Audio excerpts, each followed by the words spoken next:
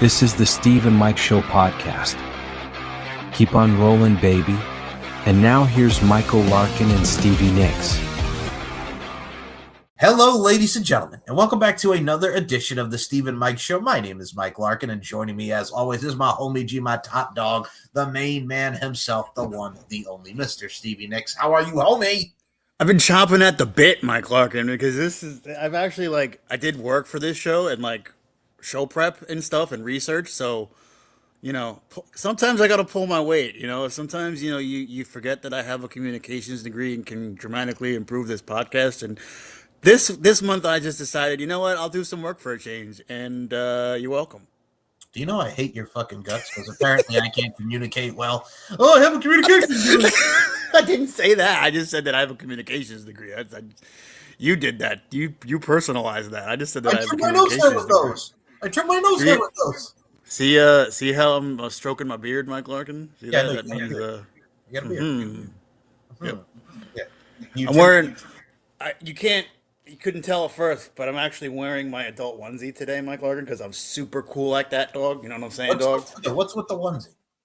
Because, Mike Larkin, you don't realize it because you're all the way down in South Kakalaki, but in the New York metro area, it is cold as balls up here, to the point where they actually had an advisory.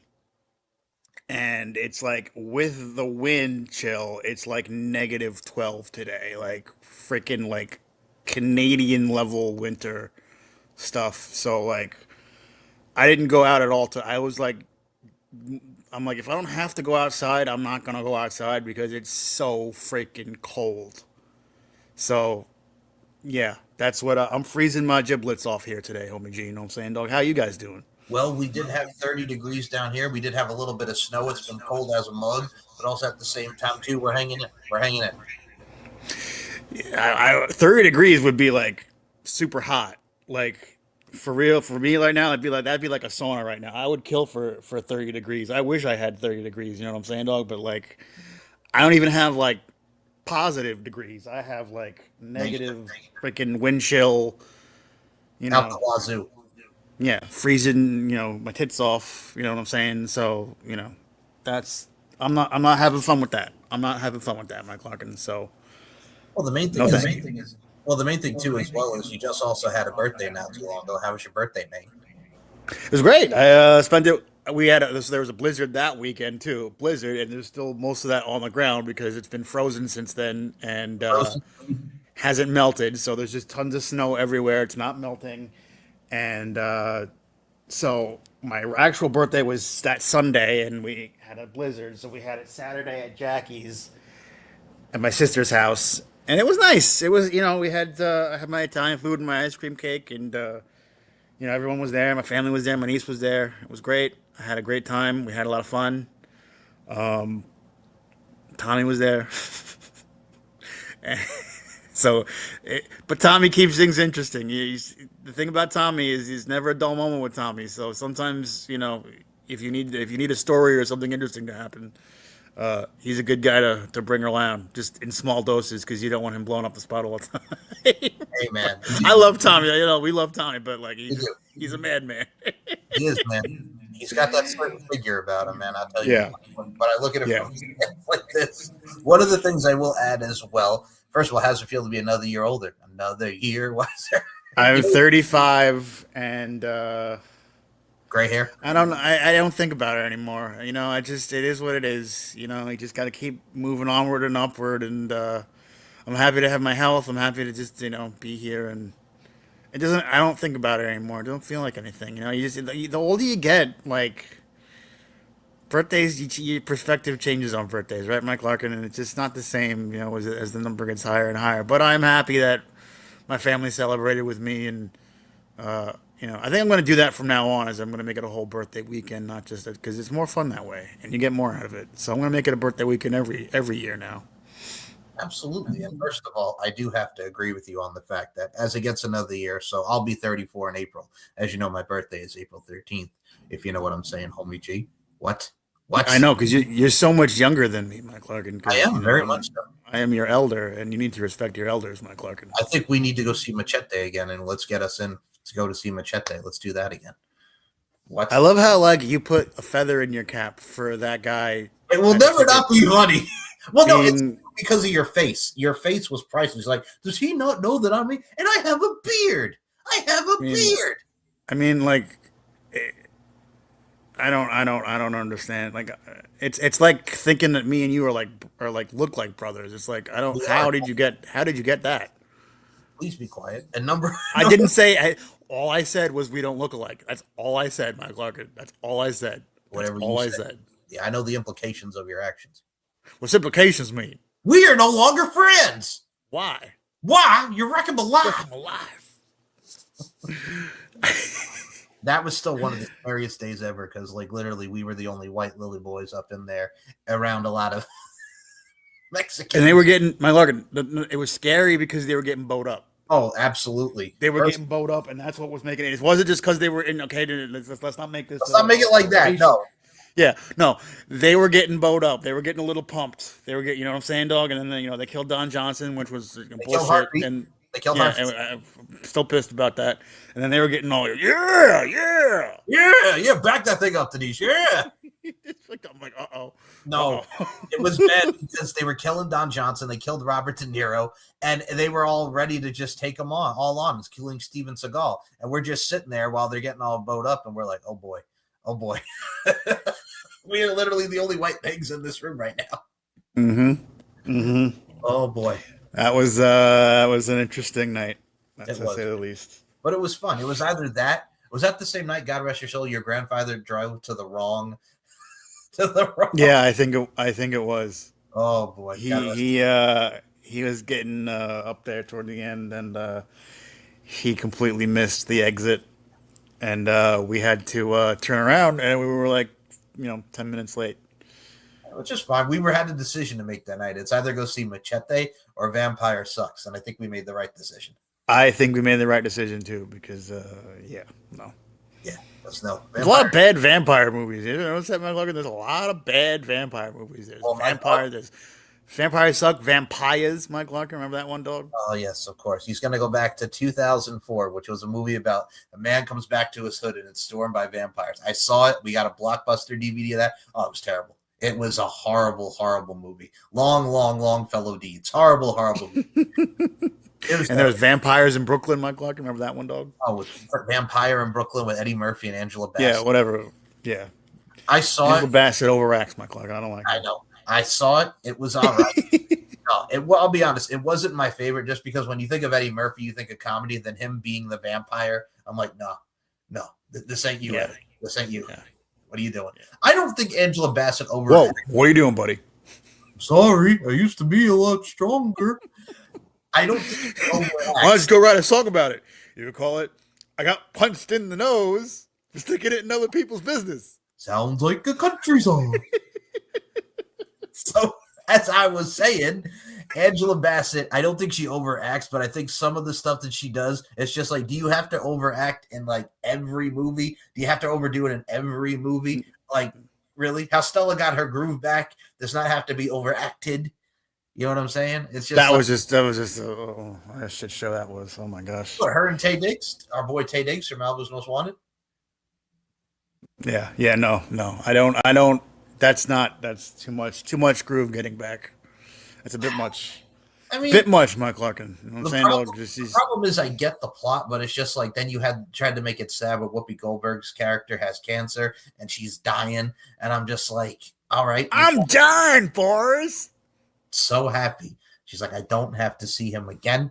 I don't have to deal with this again. I'm on my way out. Sally Field was too happy to be dying. I had to fuck that ugly ass principal to get his dumb ass into school. He.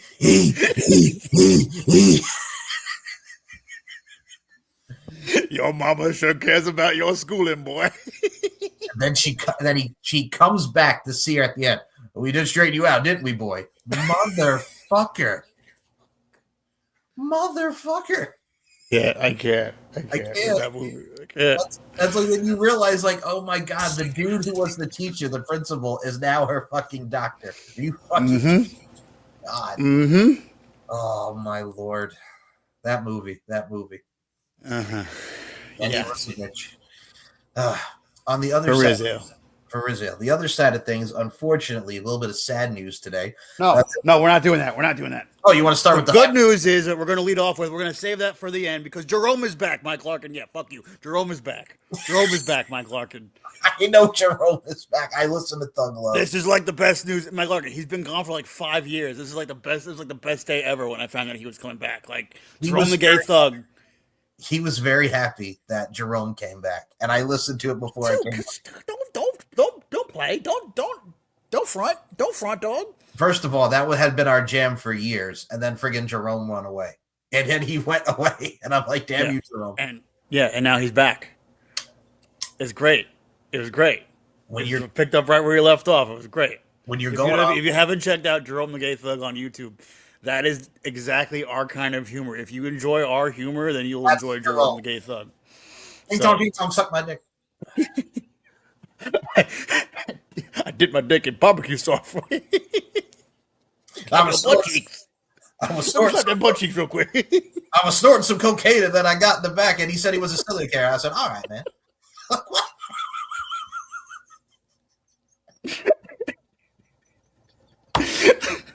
I want to look at you, want to nip your toes. We're gonna want to lay down with you in front of the fire, to rub your toes, rub your feet, give you a nice feet rub. Watch some Everybody Loves Raymond, Mike Clark.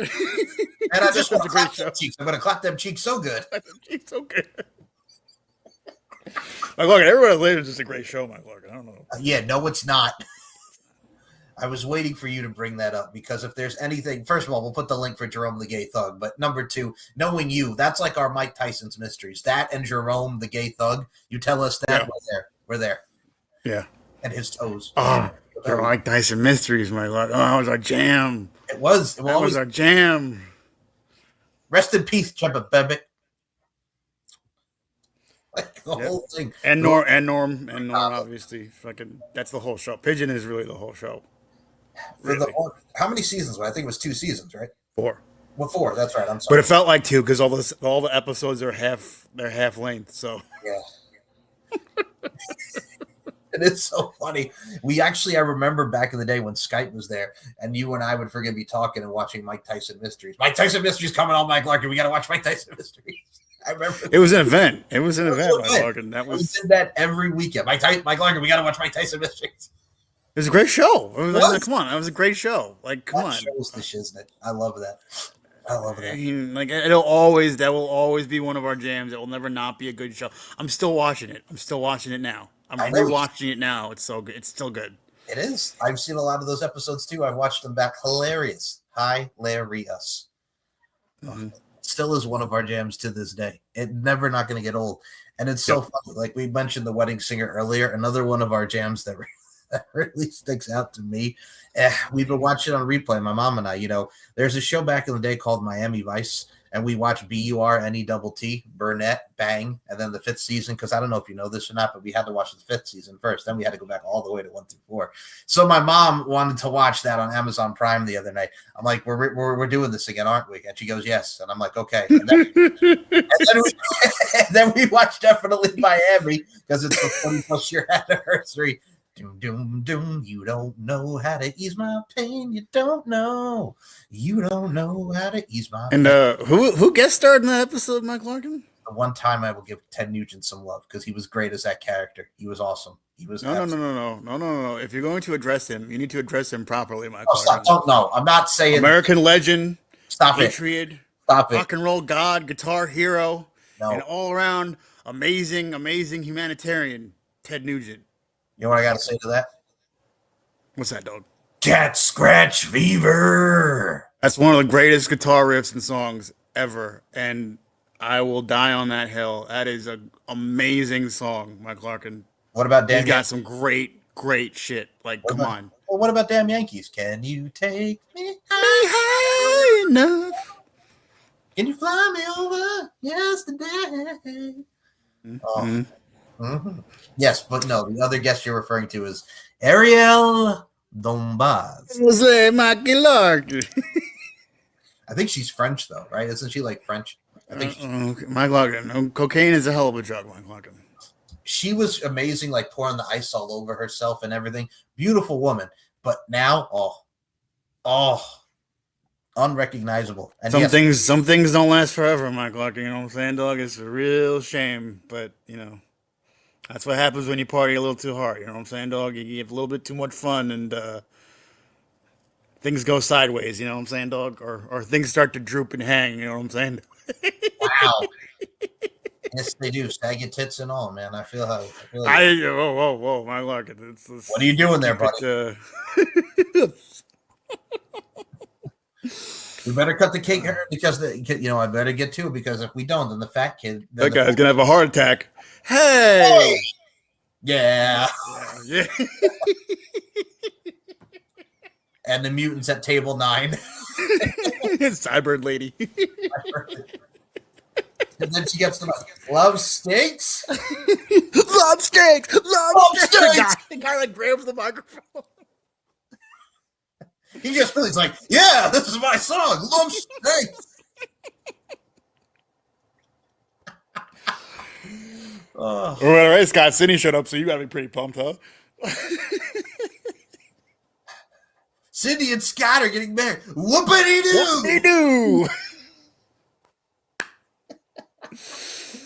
Oh my gosh, that freaking movie. The best is he's like, I hate you. Like that whole thing. I hate you. That is as perfect of a movie as you will ever get from the 90s. And it's one of the few good, we've talked about it, it's one of the few good romantic comedies because it's actually realistic and actually treats romantic situations in a realistic sort of way. And that's why the movie works. And also, there's not an ounce of fat on that script. Everything is perfect. There's not one line you can't quote. Well, I have a microphone and you don't. So you will listen to every damn word I have to say. Hey, buddy, I'm paying you to sing, not hear your life story. This is ridiculous. Sir, one more outburst from you, and I'll strangle you with that microphone. I am a material girl, and I am living in a material world. Or boy. Oh, you know what I heard in the store the other day? What? You know what song I heard in the store the other day? I mean, we won't get copyright strike because my voice, but holiday, celebrate. You know what I gotta say to that? You know what I gotta say to that? I live in my sister's basement. Wow, man, I can't believe he showed up to work today. Meanwhile, 2 minutes earlier, he was convincing him to go to work. Right? Come on, I wouldn't do that to you at all, my God. No, you would tell me to go to work, and then I'd be sitting there. It would be so nice. Oh, I can't believe it, man. You made me go to work.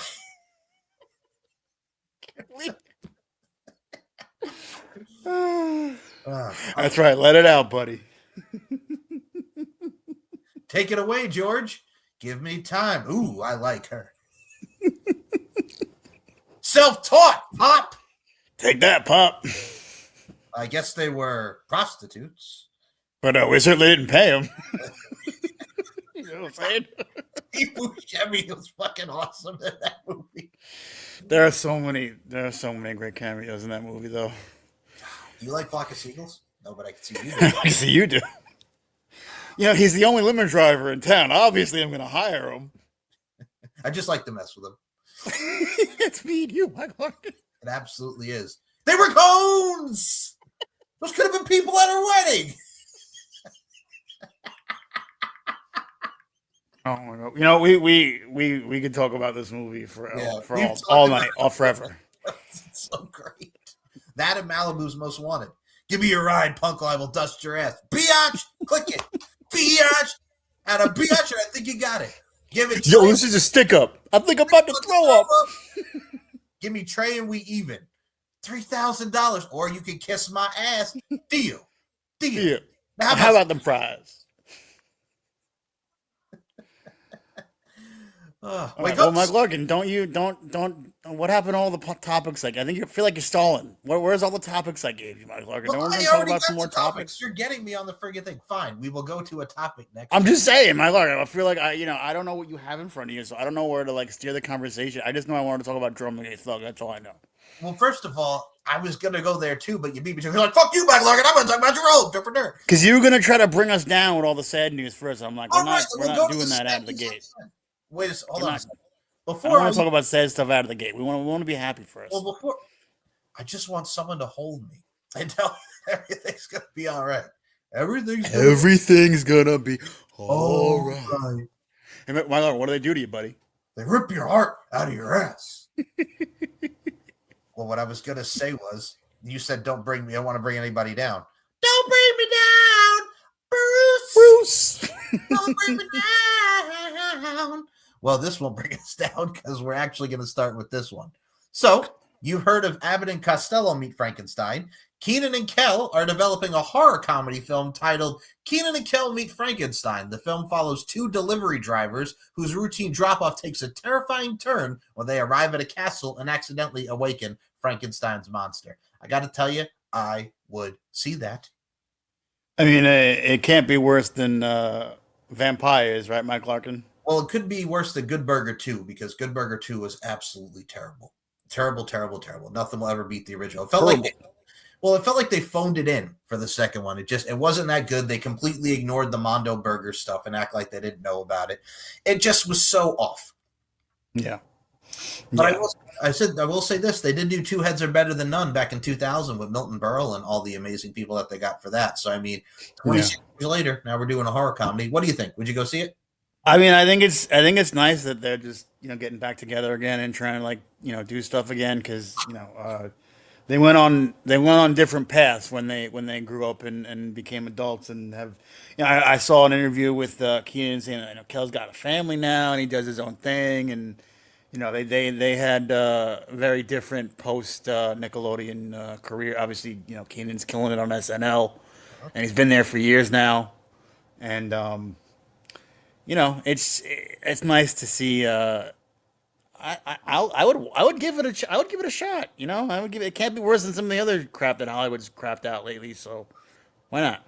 Absolutely. I think for me too, the reason why I like it is because we're just celebrating the anniversary of Kenan and Kel, which I cannot believe is already 30 years now. And they were just such a great dynamic duo on all that, their own show. I mean, they were also in The Adventures of Rocky and Bullwinkle for a brief cameo, but I think with Kel, like he did Game Shakers on Nickelodeon, which was a Dan Schneider production at the time. And then after that, he kind of just went back to being where he was. Like really, he hasn't done as much, but it's nice to see them back together. I mean, he's done SNL with Kenan, like for one sketch, which was a nice reunion. I think he did something on Jimmy Fallon too as well. So, I mean, hey, I'm happy to see them back together. Give me some more Kenan and Kel. Yeah, why not? It's it's worth a shot, right? So it looks interesting, and also interestingly enough, I guess Kenan's getting into movies now because he was at the Anaheim Ducks game the other night, and he was holding up the script apparently for Mighty Ducks 4. Now I don't know if that's a joke or if it's for Rizio, but it looks like he was hyping everybody up because they might do Mighty Ducks 4. Remember he played Russ Tyler, Mike Larkin? It's Knuckle Puck time. I remember. Mighty Ducks was awesome, man. I agree. I would hope it is. I would go see it. Mighty Ducks was a classic from our childhood. It was a little unrealistic, though, Mike Larkin, because let's be real. They don't really play hockey in the hood. First of all, wow. And number two, I mean, hey. Prove me wrong. Prove me wrong. Prove me wrong. Wow. Am I wrong? Was it inaccurate? Did I say anything wrong? That it wasn't accurate, Mike Larkin? I don't know what you're saying, man. Are they getting all? Do you see pucks and hockey sticks and goalie nets all over the hood, Mike Larkin? You never know, man. You never know. There's going to be somebody. I'm just saying, dog. It seemed very unrealistic that all of a sudden, hockey is so huge in the hood. Slap shot, bitch. Come on, man. Somebody's playing hockey in the hood. No, knuckle puck. No, it's knuckle puck time, Mike Larkin. You know what I'm saying, dog? Russ Tyler. God. Anyway, yes, I would go see a Mighty Ducks, and yes, no, there are not a lot of hockey in the hood. I will say that. You're correct. You're not wrong. Apparently, though, Emilio Estevez popped up out of nowhere, and he was talking about how he was trying to push another either movie or something like that for years, and couldn't get any traction on it. And I know they did that that series, the TV series, a couple years back, right, Mike Larkin? On Disney Plus. Yeah, which I didn't actually watch. I didn't either. I saw it. I looked cool, but yeah, I wasn't like gonna watch it. I just wasn't. It wasn't my thing. But if Emilio's involved too, I'm down. I mean, those movies are okay. I mean, look, are they the best hockey movies or best sports movies? No, they're extremely cliche. They're corny as fuck. But sometimes if you get in the right mood, it's all right. It's Disney. They're not the worst movies ever either. But it's fun. They had some fun moments, and you try to have an open mind. I want to have an open mind about the Mighty Ducks, and I want to have an open mind about this movie, the Frankenstein movie. Because there's a lot of bad stuff coming out nowadays, Mike Larkin. It's funny. Because I know I watch other podcasts too. Did you see the new movie that Olivia Wilde's in, Mike Larkin? It looks like crap. Oh God, I know which one you're talking about. First of all, that's our girl. We love us some Olivia Wilde. Oh, well, she's kind of dumb, Mike Larkin. She does a lot of dumb shit and says a lot of dumb shit. So, but you know what? Nice tits. So Wow. Okay, but no, she is a beautiful girl. We liked her back. What was the movie that we saw her in back in the day that we enjoyed? Lazarus Effect. Yes, we love that's one of our jams, the Lazarus Effect. It's the one time I go Catholic. It was one of those things where, like, love Olivia Wilde doing her thing, but I did see the movie that you're referring to. It does look like dog shit. I know, I agree with you, because I cannot watch any of the new movies that, like, you and I used to love going to the movies and see if that's our jam. But a lot of the stuff that's out right now absolutely sucks. It does. It absolutely sucks, dude.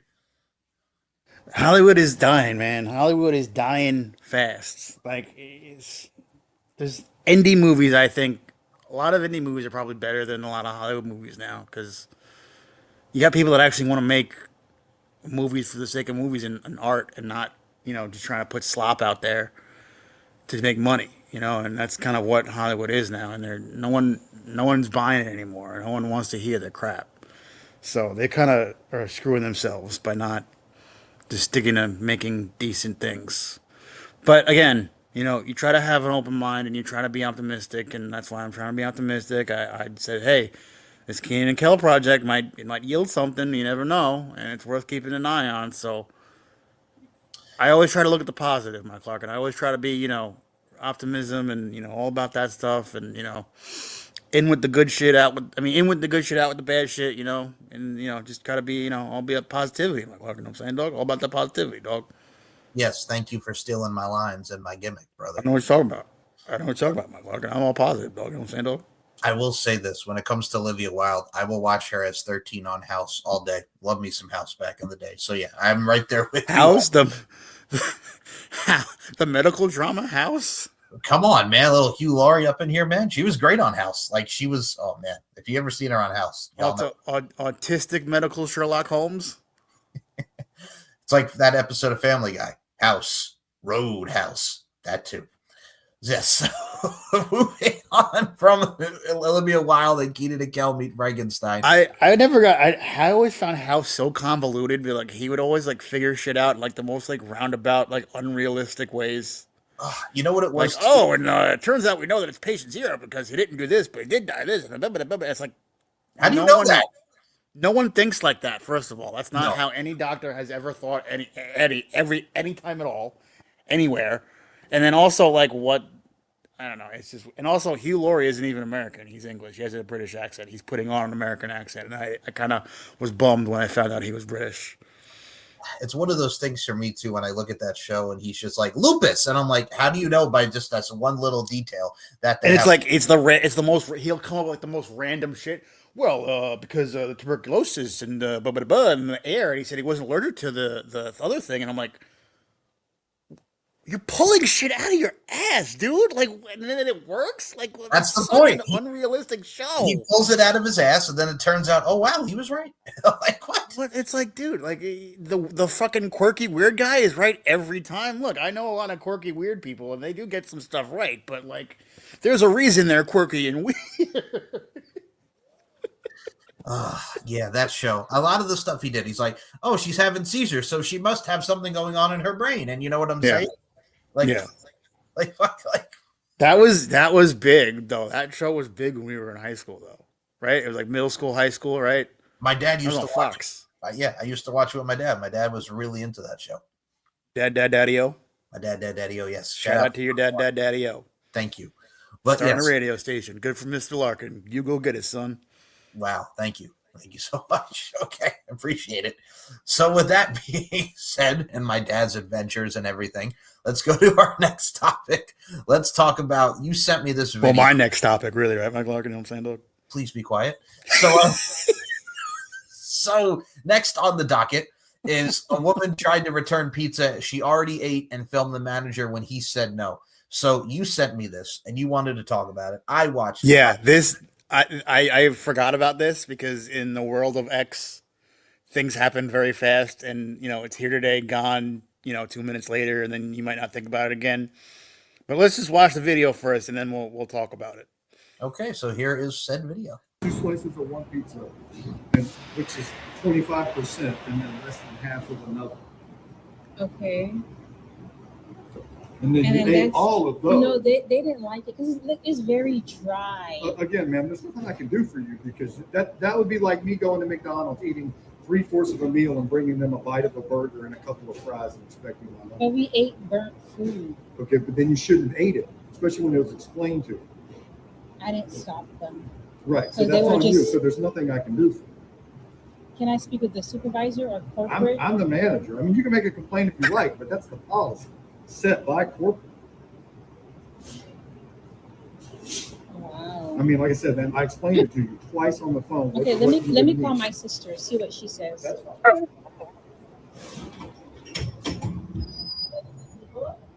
Non, m'a parlé de Cindy pour SID. Non, ça pas bon. Bon, côté Cindy paquet. Côté You Cindy can paquet. stop it. She's just calling the sister. I think that was the crux of the video. But I'll let you go first because obviously I have thoughts, but I want to hear your thoughts first. First of all, he's in the right. Once you eat the pizza, like you're gonna just take back a pizza that you ate and then just say, "Oh, it was dry, but we ate this amount of the pizza." You I mean, ate she ate 75% of the pizza or something like that. Yes. So you're gonna send back a quarter of a pizza and expect a full refund because you decided that you didn't want to eat it after you already ate more than half the pie. Yeah, I didn't want to eat it. Can I have my money back, please? I didn't didn't want to know. eat it, even though I did, and I ate it No, anyway. And I'm gonna crap most of it out, but I don't think I should have to pay for it. So can I get my money back? Yeah, that's not how it works. And then also, like, this guy, he makes perfect sense, by the way. He's being completely reasonable, and everything that guy is saying makes perfect sense. And also, on top of that, he pulls the whole, bitch, I am the manager. Yeah. It's like, well, what would you like me to do? I am the manager, and I told you this on the phone. Like, I explained this to you, and you still want to come in after you. All right. bitch, I. Can I speak to it? First of all, I don't know if you realize this, Mike Larkin, but Papa John's establishments don't have supervisors. I don't know if you realize that. I've been to Papa John's. I'm aware. So the fact that she asked for, she's so Karening out that she asked for a supervisor at the freaking Papa John Yeah. over a freaking mostly eaten pizza. She's trying to get her. I'm like, dude, it's like, listen, everyone, not everyone, but a lot of people like to have a hustle, and some people feel like to get ahead, they need to have a scam and a gimmick. And I guess that this is just this person's gimmick or scam where she gets money back for food that she already eats so she can eat free food and then not have to pay for it. It's like, listen, you don't eat a full, almost full pizza and then expect him to give you your money back. Like, when you go to a restaurant, you should kind of already have the understanding that all sales are usually final. Mm-hmm. Like, I don't know. I can't, Mike Larkin. I don't know what else to say anymore. It's just like some people, this day and age, is just can't make this shit up, right, dog? Well, the thing is, too, like, if it was burnt or something and, like, but don't eat the pizza, you could have just said something. Hey, you got home, I found it's burnt. Can I have something? That's a great point. That's a great point. All of the things that she listed that were wrong with it, but you still freaking ate the pizza. You still ate it. That was my point. You could have called and said something, but no, you decided, hey, I'm going to eat this anyway, and then let's see what happens. The fuck you think was going to happen? The freaking pizza anyway. You said all of these things, but you still ate the pizza. So it It was- obviously wasn't that bad. It was dry. It was burnt. Can you maybe like do it a little bit more or something of that nature? But no, I'm gonna eat it anyway. Making he gave her Popeye's biscuits, my Clark. You know what I'm saying, dog? Mhm. He gave her Popeye's biscuits for a pizza.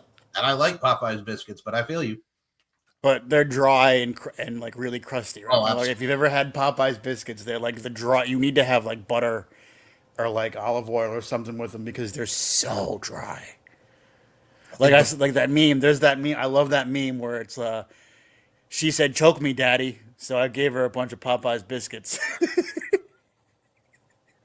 God. Well, I think with me for chicken and like chicken sandwiches and stuff, like still, I got to give a shout out to our stomping grounds. Friggin' Pudgy's was always the jam. I always love me some Pudgy's. Yes. And Mike Larkin, speaking, we were talking about things that were still back in our old stomping ground from back in the day, and that's also one of those things. Pudgy's is still there. Pudgy's is actually still there. Pudgy's was always fucking awesome. It was pretty good. I mean, you know, it was nice to have a local place like that where you can get some, you know, fried chicken and some, you know, decent. It's not is it Popeyes? Is it like, you know, KFC even? No. If when KFC is good? No. But it's decent. And, you know, everyone likes some good fried chicken now and then. And they had those sandwiches. What were those sandwiches called, Mike Larkin? I was talking about this the other day. Oh, I know which Dylan. one. I used to eat them a lot. The chicken sandwiches with the cheese and everything on them. Yeah. Yeah, what were they called? I Were they just forgot. like chicken sandwiches? It was like chicken sandwiches. They had like cheese on it, but I can't think of the name of it. But I used to love eating those. They were tasty. They were very They nice. were very good. And I always remember, like, whenever I come over your house, and your mom would usually get it for us, and like, she would always get us a generous helping. Like, I would always be like really full after I had the Pudgies because like, Yep. she always fed us well. I always appreciate your mom doing that because she always fed us well. Give like two little sandwiches. Two sandwiches each. Yes. Yep. It was great. It was great. Those fries. I remember sitting in your dining room when we were one day Yes. we were talking about right. Yes. We were talking about We were stuff. just like, this fucking Pudgy's is awesome. we're like feeling all fancy because like your dining room was like really nice and had like a nice big black table, and we're all like stretched out eating Pudgies, you know, talking about, you know, what's going on in the world today and people we hate. You know what I'm saying, dog? Killing. It ain't nothing but music. It's good. It was nice. though. Yeah, good times. Those are good times. But no, those are the days of, you know, is he going to open the door yet? We're doing a bit, Dad. We're doing a bit, Daddy-O. We're doing It's like your dad never heard of Shaggy? No, he knows Shaggy, but it's just like he didn't know that we did the bit. So he's like, he's here, isn't he? Then what the hell? He knocked on the door or whatever you did, and it's like, why is he taking forever to open the door? Like, because you're doing a bit. I used to do that bit coming over every time I come home, just freaking, hey man, open up, man. If you're caught, you let it catch you. You go next door, you know, I don't know what to do. Say it wasn't you. All right. right. But that was one of the jams. So if for those that don't know, when he was over at my house, when we sat at the dining room table, we thought we were all fancy, just stretched out at the dining room table. We would have Pudgies. Pinky up. Yeah, Pinky. That's just fancy talk. You sprinkle a little fancy on it.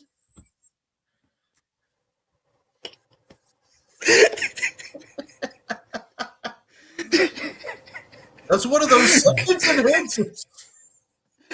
Gary, I thought what we had was special. No, Patrick, he just wanted the cookie in your pocket. Gary, I thought what we had was special. Gosh. Old school. Oh my gosh, you can't beat old school SpongeBob, Mike Larkin. Oh, but that dining room table, we had Pudgies, Geos, Mm. Mamma Mia, Tutti Frutti. No, I'm We had saying, a lot- dog. Yes, we had a lot of good stuff at that dining room table. We used to, my mom used to get the sandwiches from the local deli, and we would have them for friggin' New Year's Eve. Oh, good stuff. Yep. Your mom always had good food. She always had good food for us. I gotta give her credit because it was all I was never not full, and I was never not well fed when I would be over your house. So I have to give her credit for that, and also the cakes on New Year's, right, Mike Larkin? I love your mother's cake, Mike Larkin. You know what I'm saying, dog? I love your mother's cookies. Thanks. The Try whole something. movie, Mike Larkin. That's what we did. And I'm like, Dad, you shouldn't have bought us to see such a sexy movie. Like this is a very sexy movie. I want to see the movie about Jennifer Lopez and the boy. Well, you know what though? What? That girl didn't really sit near us, so it ended up not really bothering us. No, The Boy Next Door though was a great movie. Jennifer Lopez. Very good movie. One of my favorite movies of the 2010s, Mike Clark. You know what I'm saying, dog? Very, very, I'm not a big Jennifer Lopez fan. I don't really think she has that much talent, but, Go on, she still had her looks back then. So, Wow, you weren't a fan of If You Want My Love and Waiting for Tonight. Oh. Mike Clark, do you know how easy those songs are to write and sing? Like, it's like you don't really need talent to be Jennifer Lopez. She's the only reason why she was ever relevant was because her booty. And It was her booty. And Selena. No, my clock. Salinas! Salinas! My God, Edward James close to no cigar, dog. He was great. Like that movie was phenomenal. I'm feeling very phenomenal right now. Mm-hmm. Yeah. And of course, the only reason why Jennifer Lopez got famous was because Selena died. Let's be real. God rest her soul. If Selena was still alive, nobody would give a shit about Jennifer Lopez. God rest her soul, Selena. Absolutely. Love me some. Right? Am I wrong? No, because I think with what she came out with, like that on the 6th album, man, it had hit after hit after hit. You had Waiting for Tonight, If You Had My Love, Big Pun and Fat Joe on Feels So Good, Let's Get Loud. So she had those songs. What? Go ahead. Say it. Yeah, but like Selena had better songs. She was way better. Yeah. Well, okay, I will say this: "Bitty Bitty Bum Bum" and "Cause I'm Dreaming of You Tonight." That's a great song, Michael. That's a ballad. It's a great song. If you were to ask me, would you rather hear "Dreaming of You" by Selena or "If You Want My Love" by Jennifer Lopez? And I will be completely honest with you, because since you asked the question, I would listen to "Dreaming of You" by Selena over "If You Had My Love" by Jennifer Lopez, because that is a song that's beautiful and you can play over and over again. "If You Had My Love" is a great song, but it's not like, man, I need to hear that one again. None of it's like the same crap over and over again. It is. Well, look at friggin' her second album, like "Love Don't Cost a Thing," I'm Real remix. Where you walk, where you move, where you talk. And she's gross now. She's one of these, she's one of these people that's doing the acrenodrome, Mike Larkin, or whatever it is, but it don't even work. You know what I'm saying, dog? You know about the acrenodrome, Mike Larkin? I know about the fact. I know that she was at some Diddy parties. The blood. She's drinking the blood, Mike Larkin. They got the acrenodrome, Mike Larkin. Anyway, it's supposed to fix aging. I drink the blood. It's supposed to fix aging. It's what they do in their cult. It's supposed to see this is Epstein stuff. I managed to shoehorn it in. It fixes the aging, but it's not working for Jennifer Lopez because she's still like looking like kind of weird and old, and now she's just grinding on guys on stage. It looks really weird, and it's like Diddy too. Apparently, Diddy is like aging in jail because he can't get the acrenodrome anymore. Well, Diddy had his Astroglide and baby oil and all those parties, so fuck him. Yeah, I mean, like you understand what I'm saying. Like, I'm talking about extremely dark shit right now. You understand that, right? I know, but you really have like a thing for this. I didn't look at the files. Like it's my Larkin. I'm just saying, like I'm not shocked. Probably going to end up being the biggest story of our time. I'm not shocked. You're going to see people of all walks of life that are in it, and you know this. It's all fucking bad. It's everyone, Mike Larkin. Here's the thing. It's everyone. I mean, honestly, like it's everyone. It's picking the people who like try to get territorial and pick sides. It's all theater, Mike Larkin. It's all show. It's all there. It's all one big club for them. Okay, it's a uniparty. It's nothing like you think it is. But anyway, I'm gonna digress because I'm gonna lose some people in a minute. But anyway, Jennifer Lopez is ugly, Mike Larkin. Oh, what a segue! Because someone who's not looking too hot right now. Amanda Bynes has just announced that she's releasing new music. What's up, everybody? I wanted to make a quick post to let you know that I'm going back into the studio tomorrow to work on my song Girlfriend. I'm so excited to see how it turns out, and I really can't wait for you all to hear it as well. Hope everyone's having a blessed night. Okay, so look. Now that I sent you this, but this actually broke my heart, Mike Larkin. I like Amanda Bynes a lot. I really do. Like, I loved the Amanda Show. I loved all that. Big Fat Liar, What a Girl Wants, will be here all day with her movie roles and all that. But my God, she just, how she looks now, I just want her to be well and healthy. I didn't even know she was doing music. But God almighty, watching the before and after pics, oof, it's yeah. What do you want? You know, she went through some stuff at Nickelodeon. You know that there's stuff that she might never talk about that happened to her, and that's eating away at her, and that's kind of how she got to this. It's horrible. It's horrible, Mike Larkin. I mean, because we remember how she was and what she looked like. You know, when she was doing the Amanda Show, and then like, what was it? She's the Man. Oh, we watched that in 12th grade for Mr. Hayes' class. We watched She's the Man because it was based off 12th Night. That, I mean, you could even go back to What I Like About You, like stuff like that. Like she looked, right. And it's just. I mean, I remember her. Broken. My heart breaks. My heart is broken watching that because, like, we remember, and it's like you don't get to a place like that and look like that and do that to your face unless like you're going through serious issues. And like, I think everyone feels bad for her too. It's not just us. A lot of people are just heartbroken for her, and they want her to get help and get better. And it's like it's so sad, Mike Larkin. Like, see, now we're getting to the sad. This is a little sad. I remember seeing her in Easy A, the movie with Emma Stone. Yes. Like the bully. Like, here's the thing. If you look at what Isn't that a remake of The Scarlet Letter or something? Something like that, but I think more common. Anyway. But yeah, no, she was in that, and I'm looking at how her body was compared to where she had been during What I Like About You, and I'm like, man, I didn't even know that was Amanda Bynes. But yeah, it was. Like, you could tell, like, there was some stuff was changing, and then it just went downhill after that. Yeah, it's almost everyone, all those child stars that we were talking about Tyler Chase a couple weeks last time, right? And there are very, very few child stars, especially that came out of like Nickelodeon and like Disney Channel, that haven't had a hard road after they left their childhood. There are very, very few that come out of it okay. Even Macaulay Culkin, who's doing good now.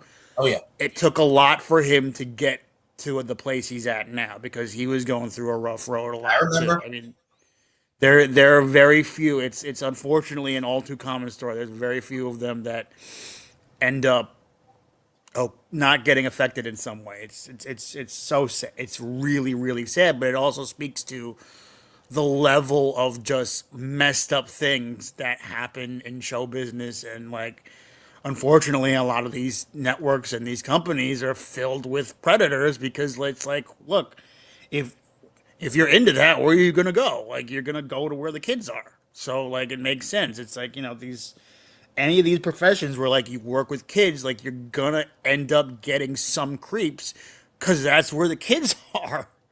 And, it's heartbreaking. Like, I don't know what else to say at this point other than it's heartbreaking, and I just hope she gets help, man. I just really do. I hope she gets help.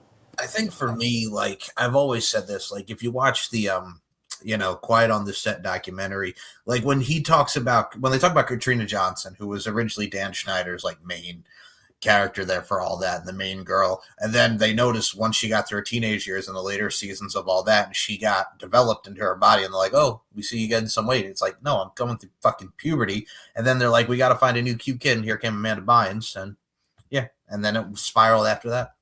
Just like what they did with Denise on the Cosby Show, right, Clark? And Denise got too old and started, growing up a little bit, and so they got Raven Simone, dog. You know what I'm saying, dog? It's like, Lisa Bonet, get your ass out of here. We got Lisa Bonet. Lisa Bonet, yes. And look, Raven Simone, I will say this about Raven Simone. I have always enjoyed her work and acting. You posted the Cheetah Girls to me the other day, which I laughed at because, yes, I remember the Cheetah Girls. She's a real one. Honestly, she's a real one. I wasn't crazy about her back in the day. I thought that she was a little full of herself. But then you also realize that she was handled and, represented and it wasn't exactly the way you think it is. And I think that she's also had some experiences that she's learned from, and I like her more now. I think that she's more honest now with people, and it's great to see. And I'm happy that she's not dealing with too much crap. I'm sure there are things that everybody deals with, but at least I'm happy that she's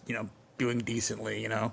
Yeah, her and Christy Carlson Romano, Annalisa Vanderpool have come out and really been honest with everybody. So I got to give them love and a shout out too. Ned's Declassified, I do give them a shout out for trying to help Tyler Chase, but unfortunately things happen there. So I mean, I don't know. I don't think you can. I honestly, like, it's Tyler Chase. I'm sorry to say that too. Yeah, you can't help that guy, unfortunately, right now. I hope so. it's horrible, and it's horrible to think about. But like, when you're dealing with someone who is that addicted to meth, Yep. it's just impossible, and you can't force him to get medical attention. You can't force him to get medical treatment if he doesn't want it. So there's really not a whole lot that anybody can do for him, unfortunately, and it's just tragic.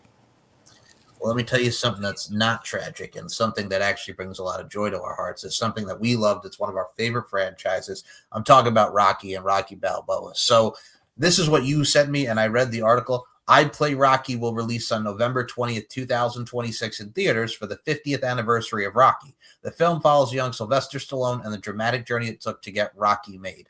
Now, that is something that is worth seeing in the theaters. Absolutely. And Mike Larkin, how much does that guy look like young Sylvester Stallone? Is That it is, like, spot uncanny? on. Very uncanny. It is uncanny, the resemblance, how accurate he looks compared to the actual Rocky movies. Like, that's insane. And this, honestly, like, the story, it's a great story. The making of Rocky, I can see why they would want to make a movie about that, because he is a very inspiring story. He had to make his own parts. He couldn't get hired. He couldn't get his own parts. So he wrote Rocky. He ended up writing his own scripts, and people don't understand what a great writer Sylvester Stallone is. He's like a very, very talented writer. People don't realize that, like, he's written a lot of movies, and he wrote the Rocky movies. Like, he's actually a legit writer, and he created that movie so he could have a part to play. And it's a really great, and obviously we love the Rocky franchise. It's one of our jams, you know. So, really, they're not bothering anyone. It's all right, Mike Larkin. No Little Marie, it ain't all right.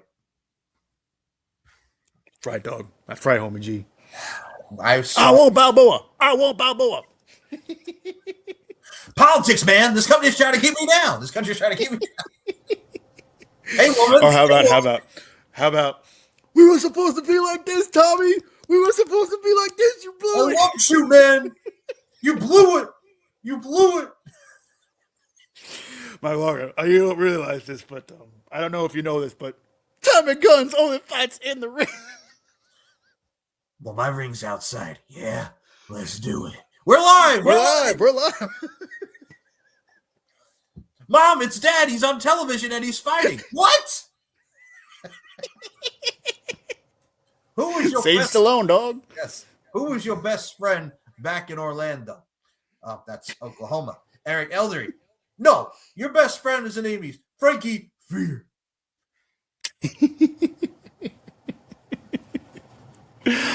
Oh man, those movies are great, Mike Walker. Come on, dog. And then the Creed movies are great too. Michael B. Jordan, dog. Come on. He was great. And yep. And obviously his mom was Felicia Rashad. Felicia Rashad, I didn't send you this, so we don't have it. But Felicia Rashad is 77 years old now, and she was just spotted like just randomly on the street in New York, just admiring someone's baby, and they were like, "Oh my God, it's Felicia Rashad."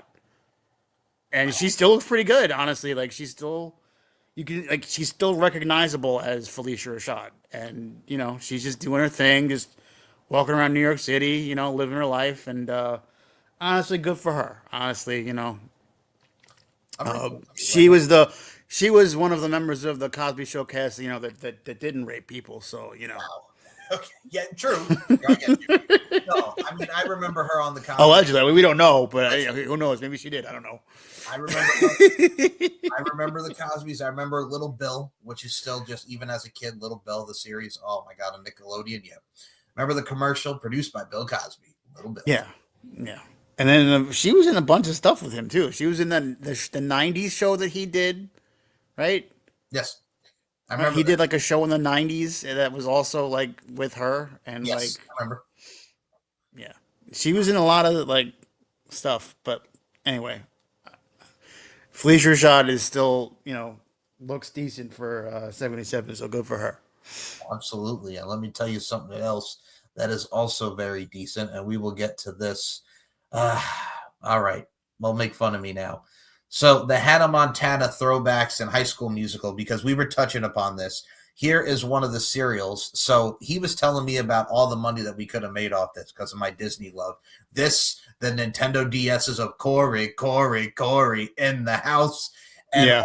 all of these games and all this crap. First of all, They're trying to make the Cory in the House video game the most valuable game ever so that everybody can like make lots of money off of the Cory in the House spin-off video game from 2008, dog.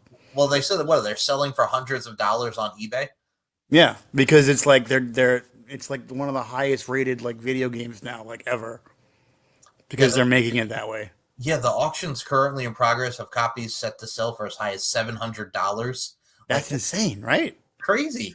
Like, they love them some friggin' Cory in the House Nintendo DS, which all of these are bad games, just so you know. That's right. That's the point. But people are just like, I want to buy this shit. And I'm like, y'all are out your goddamn mind. No, they're trying to drive up the price so that they can sell it and it's more valuable. But did you have, my lord? Did you have the cereals and all that back in the day? Or No, I did have stickers of other stuff back in the day, back in the 90s era. But yeah, I did not have me a Hannah Montana, whatever this is, the certified platinum album. You'll always find your way back home just went platinum, which it doesn't shock me because it's Hannah Montana, the movie. And The Climb was a very big song for her. yeah, that was back in 07? 07, 08? Yeah, something like that. And did you hear the thing? Hillary Duff.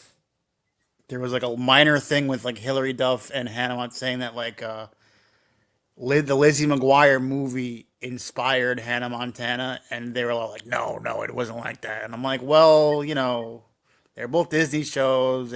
Came out kind of like pretty close apart, right? The Lizzie McGuire movie was like 2004. Yes. And then the Hannah Montana was like 06, 07 or something like that. 06 was when it first came out. Yep.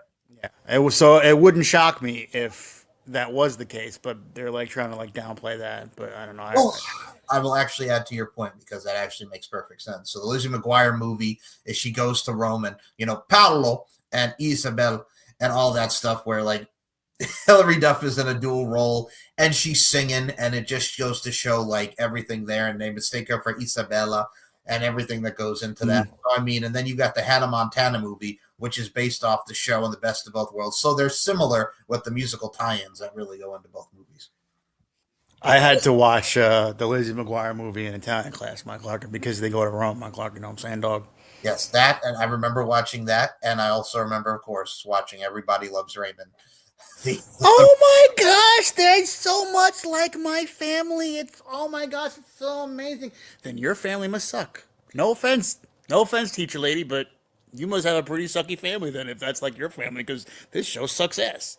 Mrs. Gertie, I love you, but that was terrible. Mike Larkin, why do you name names after I throw like vicious insults? That's not cool. Because first of all, I love Mrs. Gertie, and she was so pretty. Yeah, but also, like, we're trying to protect the innocent here. I'm not trying to like drag people through the mud here, okay? No, like, come on. Through the mud. Like, yes, Mike Larkin, you love it so much. I just said her family sucks. Like, come on, you're getting me in trouble now. Like, I'm gonna get. Well, they can't sue me. I have nothing to take. But still, I don't need that. I don't need my reputation taking any hits, Mike Larkin. I'm an upstanding citizen, dog. You know what I'm saying, dog? So, like, you know, come on, homie G, don't throw me under the bus like that. What reputation? So we'll move on to the next topic. Oh, it's gonna be like that. It's gonna be like that. That's how it's gonna be. That's gonna be. You know what I got to say to that? Take a swing, Mike Larkin. That and the other thing. What? What songs he singing? Same damn song, Mike Larkin. I love it when you call me Big Papa. Throw your hands in the air if you're a true player. I see you some ladies tonight that could be having my baby. Baby. Rest in peace, G baby. Mike Larkin, that will never not be, because I saw that movie in the movie theater, Mike Larkin, first of all. Yes, you did. I got taken out of school early to go see that movie. But that will never not be one of the most traumatic moments of my childhood when G Baby did not respond. Same. I will never not be floored by that moment. It was horrible. It was terrible. Horrible. so bad. Like I've never been so upset over a movie death in my life. Like, it's all right, G. It's all right, G. And he's just poor G baby, man. They killed the 8-year-old by accident, but they killed the 8-year-old. Little bullet wound right here. God, it horrible. Was horrible. Horrible.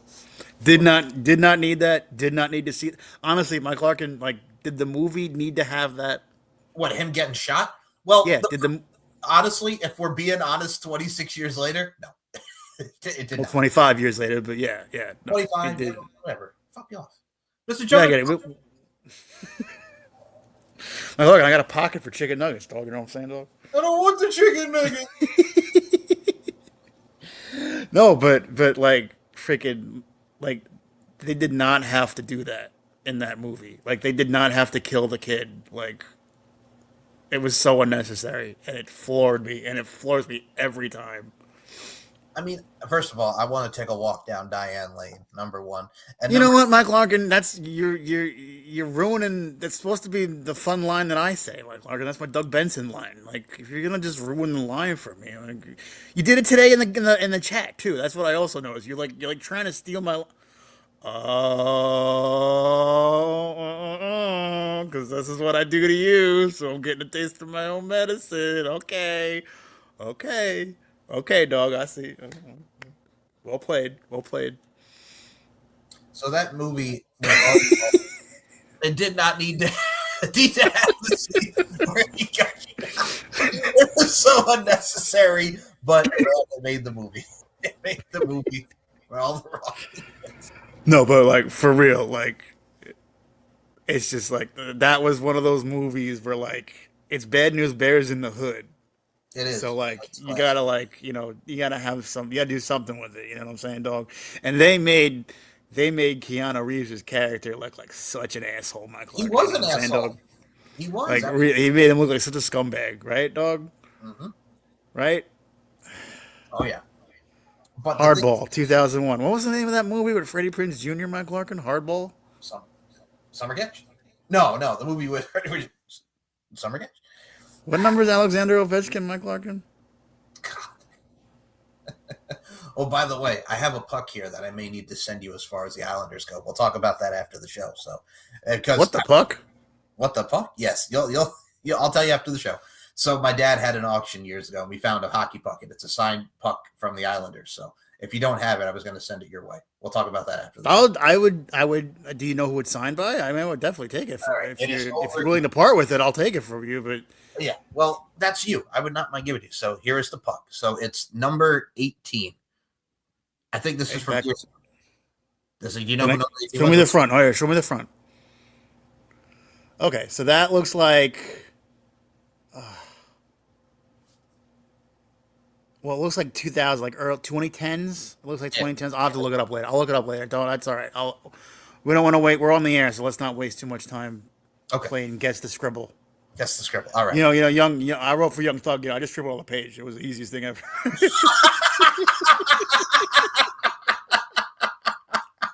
Oh, I'm so happy he's back. I'm so happy he's back. Look. Oh.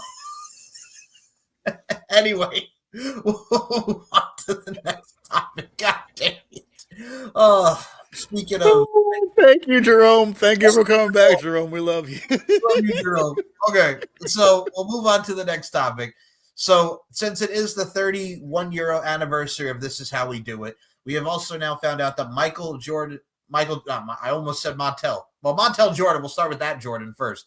Freaking, can you believe This Is How We Do It is 31 years old already? No. This is how we do it. It's Friday night, and I feel all right. The party's here on the west side. No, that's crazy. It's crazy. Because like that, so for me, because I'm a little bit older than you are, Mike Larkin, I don't know if you've realized this by now, but 94, 95 is like the first year that I remember hearing music on the radio. I was like 3 or 4. So it's the first year that I remember hearing music on the radio, and that was in rotation during around that time. And there was a bunch of them. There was like, Mariah Carey, and then you had like Tony Rich Project, and stuff like that. That was back my first time listening to the radio back in the day. You know what I got to say about the Tony Rich Project? What's that, dog? The nights are lonely, the days are so sad, and I just keep thinking about the love that we had, and I'm missing you, and nobody knows it but me. That's a great song, Mike It Larkin. is. That's a great song. Can you believe everyone over the years thought that was Babyface when it was not? It was the Tony Rich Project. How can they do that, Mike Larkin? It's like, I don't know if you realize this, but they don't all look alike, Mike Larkin. Wow. And number two, I will say this when it comes to what we also got to see, speaking on the Jordan side of things. So this is Michael Jordan's son, Marcus, was arrested and booked into the Orange County Jail for DUI, cocaine possession, and resisting arrest. What the hell, man? This is not very Jordan-like, man. He's not. He believes he can fly in different ways. Well, number one, what's the movie? What am I thinking of? Because I had the reaction where I was like, first of all, I did not know that you existed. I know what you're talking about. What is that from? But that's the exact reaction I had when I saw that. I'm like, first of all, Michael Jordan has a son? What? Oh. Wait a minute. And like he looks like not really a lot like Michael Jordan, right? He looks a little bit different, and he's got the glasses is like throwing me off too. Because that's the thing. He looks a little nerdy to be a son of one of the greatest basketball player of all time, and one of the most infamous gamblers of all time, who almost definitely hasn't been proven yet, but I'm pretty sure he almost definitely bet on NBA games. Let's just be real. But anyway, wow. Well, come look it up. Look it up. Let me tell you something though about Michael Jordan. I thought as a basketball player, Chicago Bulls, fucking him, everybody that was on the fucking Bulls. Let's be here all day. We'll talk about Pippen. We'll talk about Rodman, the whole nine. But my thing too is when Michael Jordan went to the Washington Wizards in the early 2000s, Mike, you didn't need to go back. You could have just stayed away. He owned the team. He owned like half. It was like all the team or half the team or something like that. He owned half the team. Yeah. And then he got out of the Wizards, and he retired again for the third time. Yeah. And then he got out of the Wizards, and then he bought the Charlotte Bobcats. Oh my God, that's right. Yes, he did. Because the Hornets moved to New Orleans, my club, as they say down there, New Orleans. They became the New Orleans Hornets, and then he bought the Bobcats, and I'm like, okay, I mean, all right, I don't know why he's buying the Bobcats, but whatever. All right, I guess. It was weird. It was a weird move. It was a weird flex, but okay. See that guy's balls? Yeah, they were weird. They're weird. It's like when you're no, but that's the whole thing. Is first of all, I had no idea that Michael Jordan had a son. No, me either. At all. You don't really. I mean, it makes obviously it would make sense that he would have kids, but you don't think about that. I mean, because I don't know if you realize this, but the kids in Space Jam, I don't think were his actual kids, Mike Larkin. No, they were not his kids. They were actors. Yeah, those were not his actual kids. Yeah, and that was and of course that was a result. That whole plot was a result of his first retirement from the NBA, which might have been a hush-hush suspension for his gambling, and they covered it up. Apparently, that's the theory, anyways, that they covered it up because it would ruin the game of basketball. If everybody found out that Michael Jordan, who is confirmed to be a notorious gambler, I know I made this more about Michael Jordan's gambling than his son's crime. I can't help it. If it would ruin the game if that all came out and ended up being true, because you can't have that. It would ruin the legitimacy forever. But yeah, but this is what happens though. Like you get these really wealthy celebrities, and they have kids, and their kids, they don't understand consequences because they have everything handed to them on a silver platter. They get whatever they want, and mommy and daddy are always bailing them out, and so a lot of these celebrities' kids are fuck ups because they get everything that they want. They don't understand consequences, and they're just very, very well behaved and maladjusted, and you see a lot of it. A lot of celebrity children have drug problems, and if they're not being viciously turned into other things. But yeah, no, it's just that's a common. It tends to be a very common thing where like these celebrity kids, like they're either acting out because they want attention, or they just literally have no boundaries or like sense of like right and wrong. I mean, I remember because okay, so when the day of my prom, senior year of high school, was also the same day that Michael Jackson and Farrah Fawcett died. God rest And his that was all anyone talked about, right? They all rest in peace. And I'm also second thinking my lines about Michael Jackson from last episode. I might have to take that back. But anyway, Farrah Fawcett died, and her son, in order to attend her funeral, had like a leave of absence to be taken out of jail to attend his mother's funeral because he was in jail for like, I don't even remember what he did. It was Ryan O'Neal's and Farrah Fawcett's son was in jail at the time of her death because he fucked up. So that was a weird thing. That was like, and it's like, yeah, well, that's a pretty common thing because like, I think in that case it was acting out for attention. I think that like when you have two celebrities for parents that are always out and doing stuff and you spend a lot of time being raised by nannies, I think a lot of that is like you act out because you want your parents' attention. And sometimes the only way to get it is to like commit a crime or like do something that's going to get you on like the tabloids or TMZ or and fuck TMZ, by the way. That's really going to get you on like television or the news or whatever because you want mommy and daddy's attention. So that's something that you see a lot of, right? I mean, you see a lot of celebrity kids that this happens to, and honestly, it's very sad, honestly. And First of all, the fact I'm reading about their child now. So he struggled with drug addiction for most of his adult life and has been confined in a psychiatric facility since being judged unfit to be tried for attempted murder and other charges in 2019. Attempted murder, Mike Larkin. Yes, their son, and being diagnosed with schizophrenia, bipolar disorder, and antisocial personality disorder. As of October 2024, his condition has continued to be resistant to treatment, and he remains confined. Now, this is Redmond Fawcett O'Neal. That's their only kid. Yep. Yeah. I think a lot of that is he's also messed up living in a public eye, growing up in the public eye, and also mommy and daddy didn't spend enough time with me, or maybe I don't know all the details of their life, but that seems like something that like I messed up. I have a lot of issues, but also like I didn't get enough attention from mom and dad, and that's why I ended up like this. It kind of reminds me. Yeah, I'm sorry. No. It's a common story. It's a very common occurrence, unfortunately, in Hollywood. But go ahead.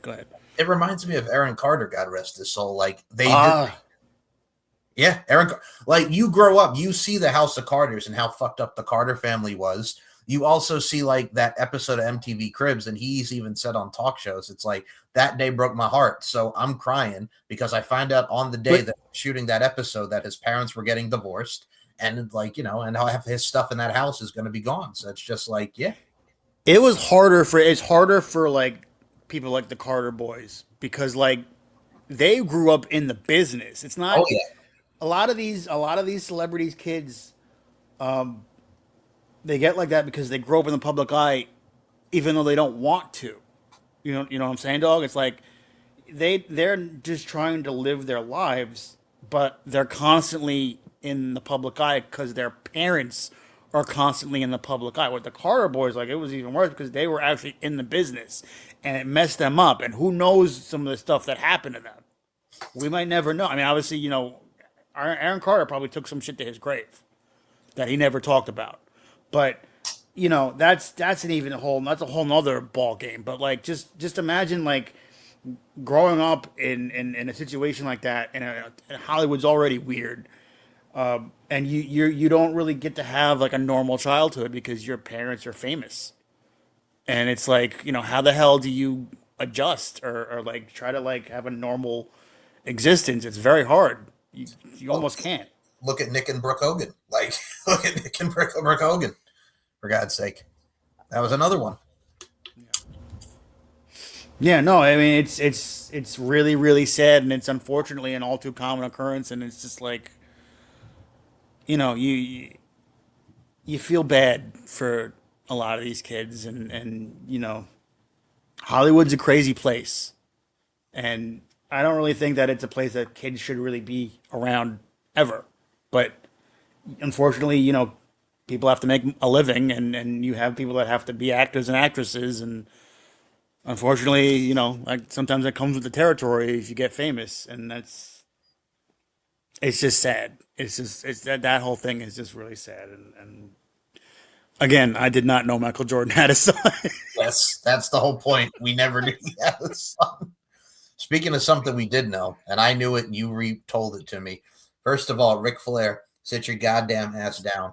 Like, Ric Flair was on a Q&A, and Charlotte has said, like, she will probably, like, Charlotte Flair, his daughter's going to be like, no, Dad, you're not getting back in the ring. Fuck that. So he was asked at a Q&A that he would like to come back into the ring. Because, Ric Flair's last match went off so well, having a heart attack and all that shit that happened there in that match. That went so fucking well. And he was fucking drunk and all that shit, drinking and all this crap, just so he could get to that place of being the old Ric Flair. He wants to come back out, do another match at 76. Somebody suggested Ricky Morton, one of his old rivals of the Rock and Roll Express. Now, Ricky Morton is also in his 60s, and I do not want to see Ricky Morton versus Ric Flair in 2026. While it was great in, 1986, I do not need to see Ric Flair versus Ricky Morton now. What are your thoughts on, woo? Want to see my next Like, what are you, what are you doing? Are you serious? He wants to come back out and do another match, and I'm like, no, Rick. It's interesting. He does the Car Shield commercials now. I don't know if you know this, but I know they're on all the time when we watch the Island games. Me and my dad, and my dad hates those commercials. He goes, "What is with this guy? I don't get it. He's so old. I don't get it." And it's it's all very gimmicky, and he's still doing Nature Boy at 76 or whatever, however old he is, and it's bro, you can just hang it up and just take it easy for the rest of this. It's you've done enough. Nope. Thank you for everything. We appreciate everything you've done. You were awesome, but you're not. It's time. You're in your 70s. You're a senior citizen, and wrestling is not really an old man's game. It's really more of a young man's game because it's a grind. It takes a lot out of you, and it's not for the faint of heart. You have to be really physically fit and really in shape to perform at that level, and there's no way he's going to be able to get that level at 76. You're kidding me? You're seeing a lot of them retire now. John Cena's done from in-ring competition. AJ Styles. I saw he made an appearance at an indie show not too long ago, Mike Larkin. I don't know if you saw that. So John Cena is retired from John Cena is retired from in-ring competition. AJ Styles recently at the Rumble, that was his last match. And AJ Styles had said, I want to retire before I can't do it anymore. So he's done it. He's almost 50. That's smart. That's yes. a smart move. And he looks in great shape. Randy Orton doesn't have a lot of years left in him. So all of our favorites are going to be going. But I mean, you see someone like Ric Flair reminds me of Terry Funk, and I love Terry Funk, God rest his soul. But thank you, Mr. Funk, for saying what needed to be said. I just don't want to see it no more. So I'm sorry, go ahead. You're fine. Terry Funk, wrestling in his 60s, and I mean, God rest his soul. I mean, towards the end, at the end, it was just more of kind of dementia kind of deal. Just through all the concussions, he was not doing well. But Terry Funk, when he retired in the 90s and he came back out of retirement, Terry Funk went out of retirement, came back into retirement. I love Terry Funk, but it's Terry, I don't need, and it's great to see at these places doing signings, but you don't need to wrestle on the card. You're in your 60s. You don't really need to get in there and throw the punches and maybe do a pile driver or whatever and spinning toe hold. Terry, you don't need to get in the ring, Terry. Thank you, Terry, but you don't need to get in the ring, Terry. I mean, I should actually ask you this because I don't know. Is Ric Flair going through financial troubles or something like that? Well, he did years ago. That's why he went to TNA. When he officially had that match with Shawn Michaels at WrestleMania 24, the career-threatening match where Shawn Michaels retired him, that was supposed to be it, but he needed the money, so he went to TNA in 2010, and then he wrestled a little in TNA, and that the only good thing about his run in TNA was the match with Jay Lethal. Even the Mick Foley matches sucked because Mick Foley didn't need to wrestle during that time, but he did anyway. Mick Foley's a whole nother issue, but you're just going on Mick Foley because you think he looks he was cheap. He was very well. He has brain damage, Mike Clark, and he has CTE. He does very much so, and I love that. So that's worse. I will never not love Mick Foley. He's such a nice dude. But God damn it, Mick, you don't need to get in the ring. But that was one of the things too. It's like you see so many of these guys like the Terry Funks, like I mentioned. And well, somebody had to stop Mick Foley. Did I tell you that story about Mick Foley where somebody had to stop him? No. Okay, so Mick Foley for his, geez Louise, I think it was his 60th birthday, wanted to do one more death match. And I'm like, Mick, Oh my gosh. somebody probably got to Mick and said, Mick, no, you don't need to do one more match or a death match. I think he wanted to do a match. I think there was rumor it was going to be against MJF or like Matt Cardona, the former Zack Ryder, who's now back in WWE. And I think somebody got on the phone that's very good friends with him and said, Mick, no, you're not. And then he went to the doctor. It's like, Mick, they're not, and I love you, Mick, but you don't need to do it. You're 60. You can barely walk. Go to the signings, go to the conventions, say hello to everybody. But for the love of God, you don't need to get back in the ring. You're fine, Mick. You had a great career. Don't get back in the ring. I mean, don't these guys make decent money at these autograph shows? I mean, I see a lot of these retired wrestlers, and they all do, like Shawn Michaels and all these guys. They do the autograph circuit, and they do signings and photos, and don't they make decent? Can't you just do that? Well, Shawn Michaels is in NXT helping train the talent in Orlando. Shawn Michaels doesn't need to wrestle anymore. He even regrets coming. But I'm just saying though, like I'm just trying to give an example because like I see a lot of these guys doing the circuit, doing autographs and signings and stuff. Can't they just do that? It's the itch, brother. It's the itch. Once they get the itch, they maybe want to do one more. And you got to save the wrestlers from themselves. They get the itch. Yeah, because like you can, I mean, you know, fit guys who are in shape. Like here's the thing. I mean, I know you know this. I'm not telling you stuff you don't already know. Yes. But guys who are, you know, young and in shape and work hard at it still get fucked up and hurt in the ring. You think that you're gonna fare any better at 60 and your body is breaking down, or 70 or whatever, however the whole, you know, these guys are, and, you know, Ric Flair is like, you know, up there. Like guys who are legit pros that work hard at it every day still get hurt and busted up and get concussions and all this crazy stuff. Like, what are you, like, it's out of your mind? I always look at it like this, and I love Matt, and I say this now, I love Matt and Jeff Hardy. I love the Hardy Boys. Matt Hardy is 51 years old. Jeff Hardy is 48 years old. They don't need to be doing this anymore. Stop going through the ladders. Don't go through the tables. Like, they're not the Hardy Boys of like 10, 15 years ago. But I'm just like, guys, you don't need to keep doing the ladder matches. Man, like, it's a lot. They don't need the money, but they're just loving what they're doing. I love what they're doing in TNA, but it's like, guys. And listen, I respect that. I can get behind that. You should love what you do if you can, you know, but there comes a time. At the same time, like this is not a normal job. Yeah, they beat their bodies. This is not something where like you can just like slip back into it just because you have the itch. Like this is real. There's real risk involved here. You could get seriously hurt. This is not just a joke where you're just going out for fun and just having fun with your friends and it's like whatever. No. You can get clocked and in serious hurt and get a serious injury. It's not worth it. It's not worth it. I will say this, and I love Sting because he was also around Ric Flair's era, legend in WCW. I remember when he got hurt against Seth Rollins in 2015. He hurt his neck in that match after a buckle bomb, total complete accident. Then Tony Khan hired him in AEW. He had a run there, and I'm watching him team with Darby Allin against the Bucks, and he had a nice farewell and standoff in AEW. But I'm like, this man is in his early 60s. Sting does not need to be jumping off the ladder through a table. He doesn't need to be jumping off the barricade like Darby Allin does, who is around our age. But I'm like, I love Sting, but I'm like, dude, you don't need to do this to your body. Like you don't need to jump that high and do all that stuff. But he did it, and he ended his career on a high note. So good for Sting, but goddamn it. And his son's wrestling now. Just let your kid wrestle, and that's it. Yeah. And Tony Khan has been trying to get Sting to come out of retirement, and Sting is like, no, I'm done. I'm good.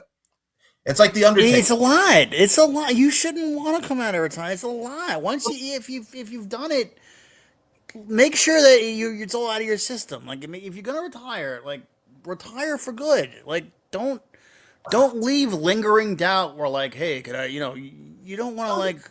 You don't need to do that to yourself. I said the same thing about The Undertaker when he got inducted into the Hall of Fame and he put on the gear and said, never say never. And then he like mentioned it once and on his podcast. I'm like, Taker, Mark, you don't need to get back in the ring. You're in your 60s. Like, stay out. And I think he's completely done. Thank God. But yeah, no, he doesn't need to. Like, come in, give a guy a choke slam and get out. That's fine. We don't need you to wrestle. We don't need you to wrestle. God. Yeah. But yeah, Yeah, Ric it's Flair, just- what are you doing? And we love Ric Flair, but like, no, We're good. don't do it. We love you, Rick. Oh, so moving on from that, I also wrote this down in my notes because you made me laugh with this posting because we were talking about Disney earlier with Hannah Montana and the Corner House and all that. It has been the 27-year anniversary of the Disney Channel show The Jersey, which I remember watching as a kid. Rest in peace to Michael Gailey. Yes. Yes. I do remember watching, Charles Woodson and friggin' Dave Muir and Travis Pastrana and all these guys on there. Booker T and Scott Steiner were on an episode of that they jumped into the bodies of when WCW, the wrestling, was still at its peak. But yes, I did watch The Jersey. I like The Jersey, but he's like, I'm going to talk about real sports, huh? But yes, I do remember. That was the jock show. It was.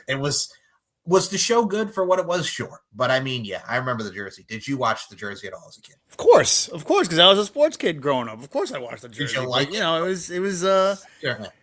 it was a little bit of a different show because it's but so for those people that don't know, I'm sure that you got a lot of younger kids that maybe listen to our show. I don't know our demographics, but anyway, if you don't know, The Jersey was a show on the Disney Channel, and basically the premise of it was there's this old magic jersey that this family or these kids somehow get a hold of. Grandfather had it. The grandfather. Yeah, whatever it is. Yeah.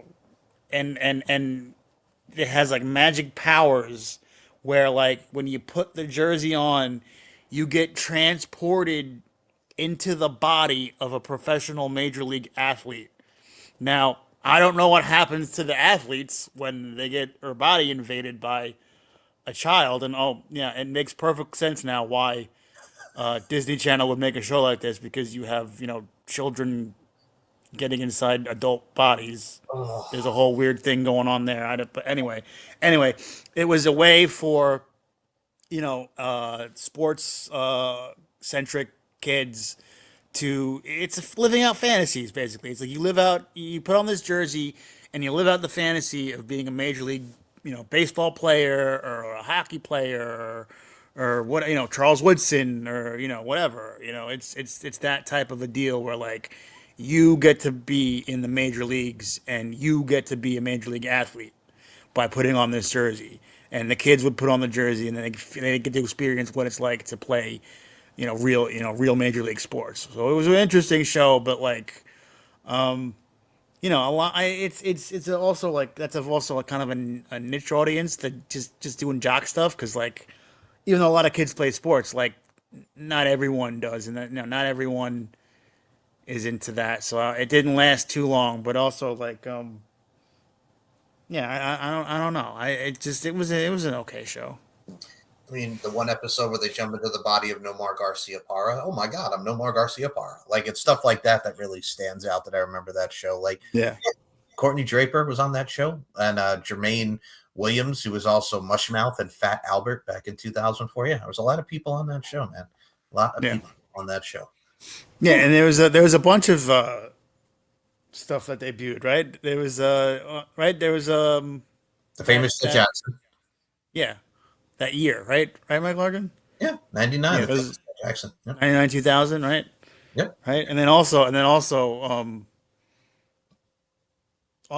were talking about because I know we're talking about the last 2000. There was also the movie Snow Day, right? Oh, Yeah, that was Nickelodeon. But here's the thing about Snow Day. I don't know if we talked about this last time, but that was originally supposed to be the Pete and Pete movie. Yes, you did mention that last time. I remember that. Yep. I did? Yes, you did.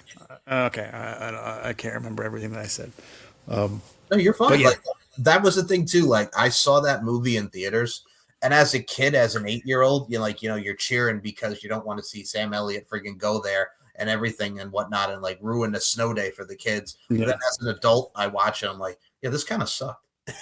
Well, I've been thinking about that more because, there's a ton of snow on the ground now outside and it's freezing cold. So like everyone's thinking about like snow days now. And we talked about it before we went on the air. It's negative 12 degrees with the wind chill here.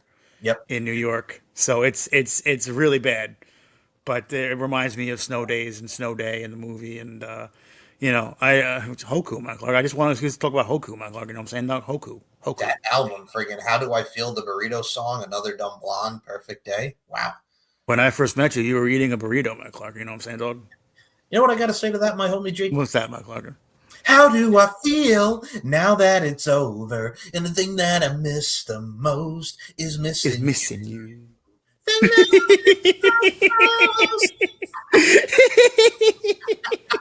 It's such an underrated song, but it's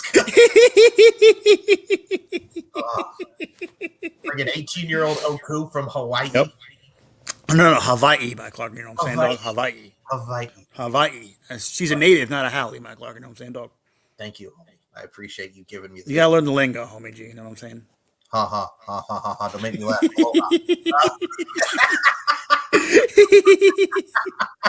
Did I mention I'm a communications major, Mike Larkin? Did you know that my parents worked at BLI? I was just No way, Mike Larkin. So we have a couple more topics. All right, we're gonna go into. We started on happy. I have a couple more topics. Topics. You're toxic. Yes, hockey player Rick Tocchet is coming. Yes. Jesus. He was involved in that betting scandal with Wayne Gretzky too. I don't know if you remember that when we were in high school. The Coyotes. Remember he was involved in that with the whole betting. Yes. And that kind of like just eventually went away. That was a whole scandal too. Yes, it was. I do remember that. I'm sorry. Go ahead. Your brain's just all over the place today. I'm feeling very phenomenal today, Mike Larkin. You know what I'm saying, dog? I do this for her, Emma Bunton, aka Baby Spice of the Spice Girls. And it's a Thumbtack magazine picture to a wall, to a wood panel wall. WWF sucks, ECW sucks, WCW sucks. They're not even hitting each other. I think it's kind of retarded if you eat Blade. Why do you guys gotta have Blade? What are you cutting yourself for? Come on, we don't do that. You are grounded, mister. You cut yourself and you know it. Nobody blades here. You know what? For some, they've only had a couple broken ankles. Whoa. Oh.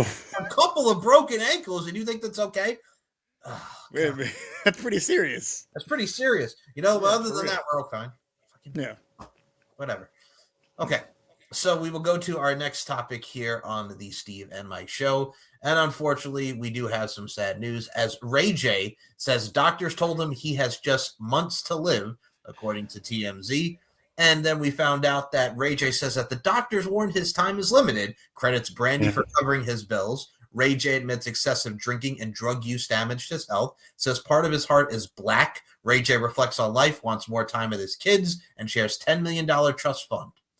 Reveal. So, wow. First and foremost, when you told me about this, growing up, listening to Ray J, I remember, wait a minute, One Wish will be here all day. You know, Sexy Can, I just pardon my manners, and everything that Ray J did. Girl, how you shaking? Gonna win them. It's a Kodak moment. Just I'm gonna get my camera. All I want. Can I hit it from the front? Can I hit it from the back?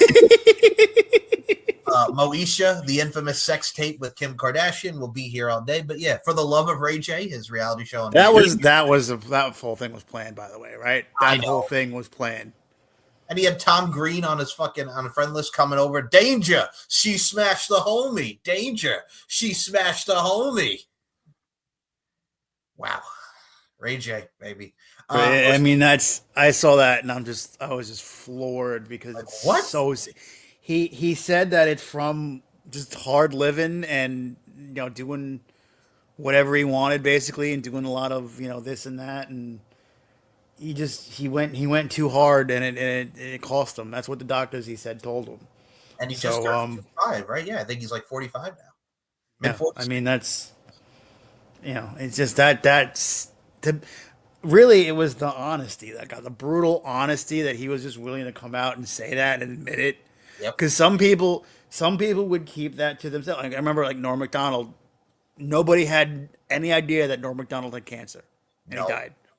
He didn't tell anyone, and so like, I have found that to be like, oh wow, he's just like really out in the open about this and is being really like honest, and wow, like that takes a lot, because like you have to like mentally prepare yourself and wrap your head around something like that because I can't imagine what he was going through when he found that out and the doctor told that. That's horrible. And it took a lot for him to be able to come out and say that. And I just feel so bad for him, man. I really do. Me too. That gets me. It gets me too because I know he's had an on and off thing with his sister. But god dang it, man, it's just looking at this. I mean, again, we talk about people that we grew up on. Ray J was one of those people from the music, from the acting, and from everything. And to see someone who you've seen in the limelight and this happens. And I saw the video that you sent me to, raw honesty, emotion, just it's sad. I really do. I feel for him, man. I really hope everything gets well with him. I mean, from this article, I mean, live out the best of your life, man. Just try to enjoy the moments. I mean, for real. Yeah.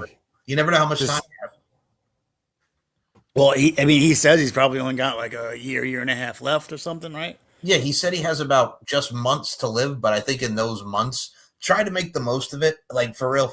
Like just try. Like for what you can do. And it sucks. It really does suck. Honestly, I just want to see him try to get through this as seamless as possible. It's sad, man. And I think that I commend him and applaud him for willing to be that upfront and honest about it because that's a very, very heavy burden to carry. And it's knowing that I can't imagine.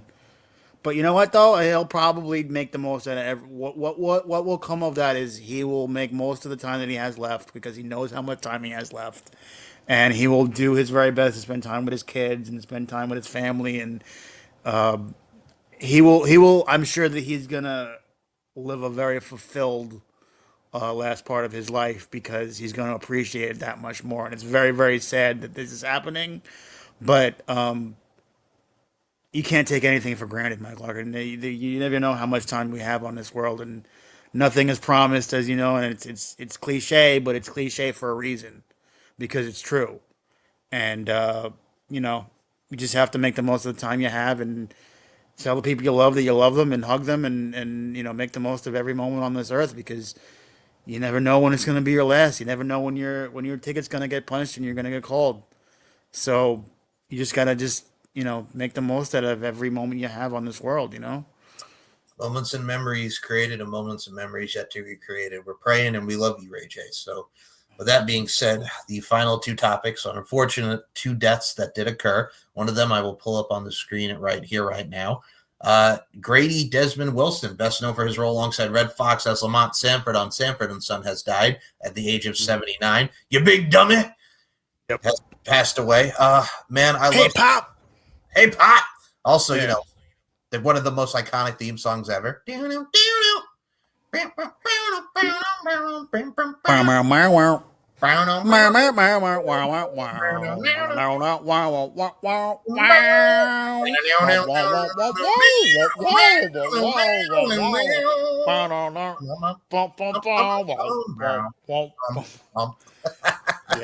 I mean that show is a legendary show. That is Elizabeth! a great show. I'm coming, Elizabeth. Like this is the big one. This is the big one, Elizabeth. The big one. That is an all-time classic show, and the two Red Fox and Damon Wilson had such great chemistry together as father and son. Yes. He was Lamont, and he had obviously Fred Sanford, and I mean it's just 79. It's unfortunate. We're losing a lot of legends lately. And I just remember I always watched Sanford and Son on TV Land growing up. Sometimes I think it was on Nick at Night too. I watched it a lot with my I watched it a lot with my grandpa. My grandpa loved that show, and we would watch it a lot growing up. That was one of the shows we watched. Three's Company. Mike Larkin, I don't know if you know this, but I'm a big Three's Company fan. And I watched Three's Company growing up as a child. Mike Larkin with my grandpa. I don't know if you know this, Mike Larkin. I don't know if that explains anything, but yeah, I'm a big Three's Company fan, Mike Larkin. Come on, knock on our door. Come on, knock on our door. You. Where the kisses are hers and his. Three's Company too. Yes, I know. You quite to think yourself as a Jack Tripper in your own mind. Yeah, is it Mike Larkin? Where's the wrong part? Just just perving on Chrissy and Janet, Suzanne Summers. Yep. Come on, Mike Larkin. That's a great show. Don't lie. Don't Yeah. lie. I'm Don't not. front. I will. I think you really need to see this. I will. But no, like for him, he was another one that died from complications of cancer. Like it's sad. Like poor Cancer sucks, man. does. And we'll get to the final one in a second because I think you and I are going to get a little choked up about it. But much like this one, man, I mean, he did some guest star appearances on The Love Boat. He was really doing his thing, and I thought he was a great actor, such depth. And like you mentioned, him and Red Fox had such great chemistry on screen. And I'm going to miss the big dummy. But yeah, rest in peace. He was a Vietnam War veteran. I did not know that he was in Vietnam. Yeah, I saw that when they did the article on him. Yeah, I did not know either. That's crazy. Like, I mean, that's awesome. That, you know, but like, I had no idea. Like, no idea. I watched that show all the time growing up, and I had no idea that he was in Vietnam. I think for me, like you mentioned, watching it with your grandpa on TV Land and all that, I think I just remember watching it. I'll tell you when I remember to watch it. When I was home from school, as we all had sick days, I would watch like the TV Lands, and I would watch, of course, Nick at Night. But like when I was home from school, like the reruns used to be on at like 9 or 10 o'clock in the morning, and they had a nice little marathon of it. Oh, it stinks, but it really does. And we send our love to the family, Lamont Wilson. But damn, Yeah, and to his many fans all over the world, which we are two of, you know, our heart goes out, you know, because it's you know, he touched a lot of people with that show, and he was a big part of that show. I mean, obviously Red Fox was the biggest part of that show, but he was also Lamont. Lamont was the thing that grounded Fred. He was the thing that kind of kept him in place and like kept him from like going all out, you know, and getting all bowed up, my fucking, and getting book wild, my fucking, know what I'm saying, dog? That was their relationship. That was their yin and yang. Where like Fred was the crazy one, and Lamont was like, "Listen, Pop, you gotta calm down. you gotta calm down, Pop. Listen, Pop." That was great. That was such a great show, man. It was so funny. Well, Old school laughs. You can't get old school laughs like that anymore. They don't make shows like that anymore because they don't.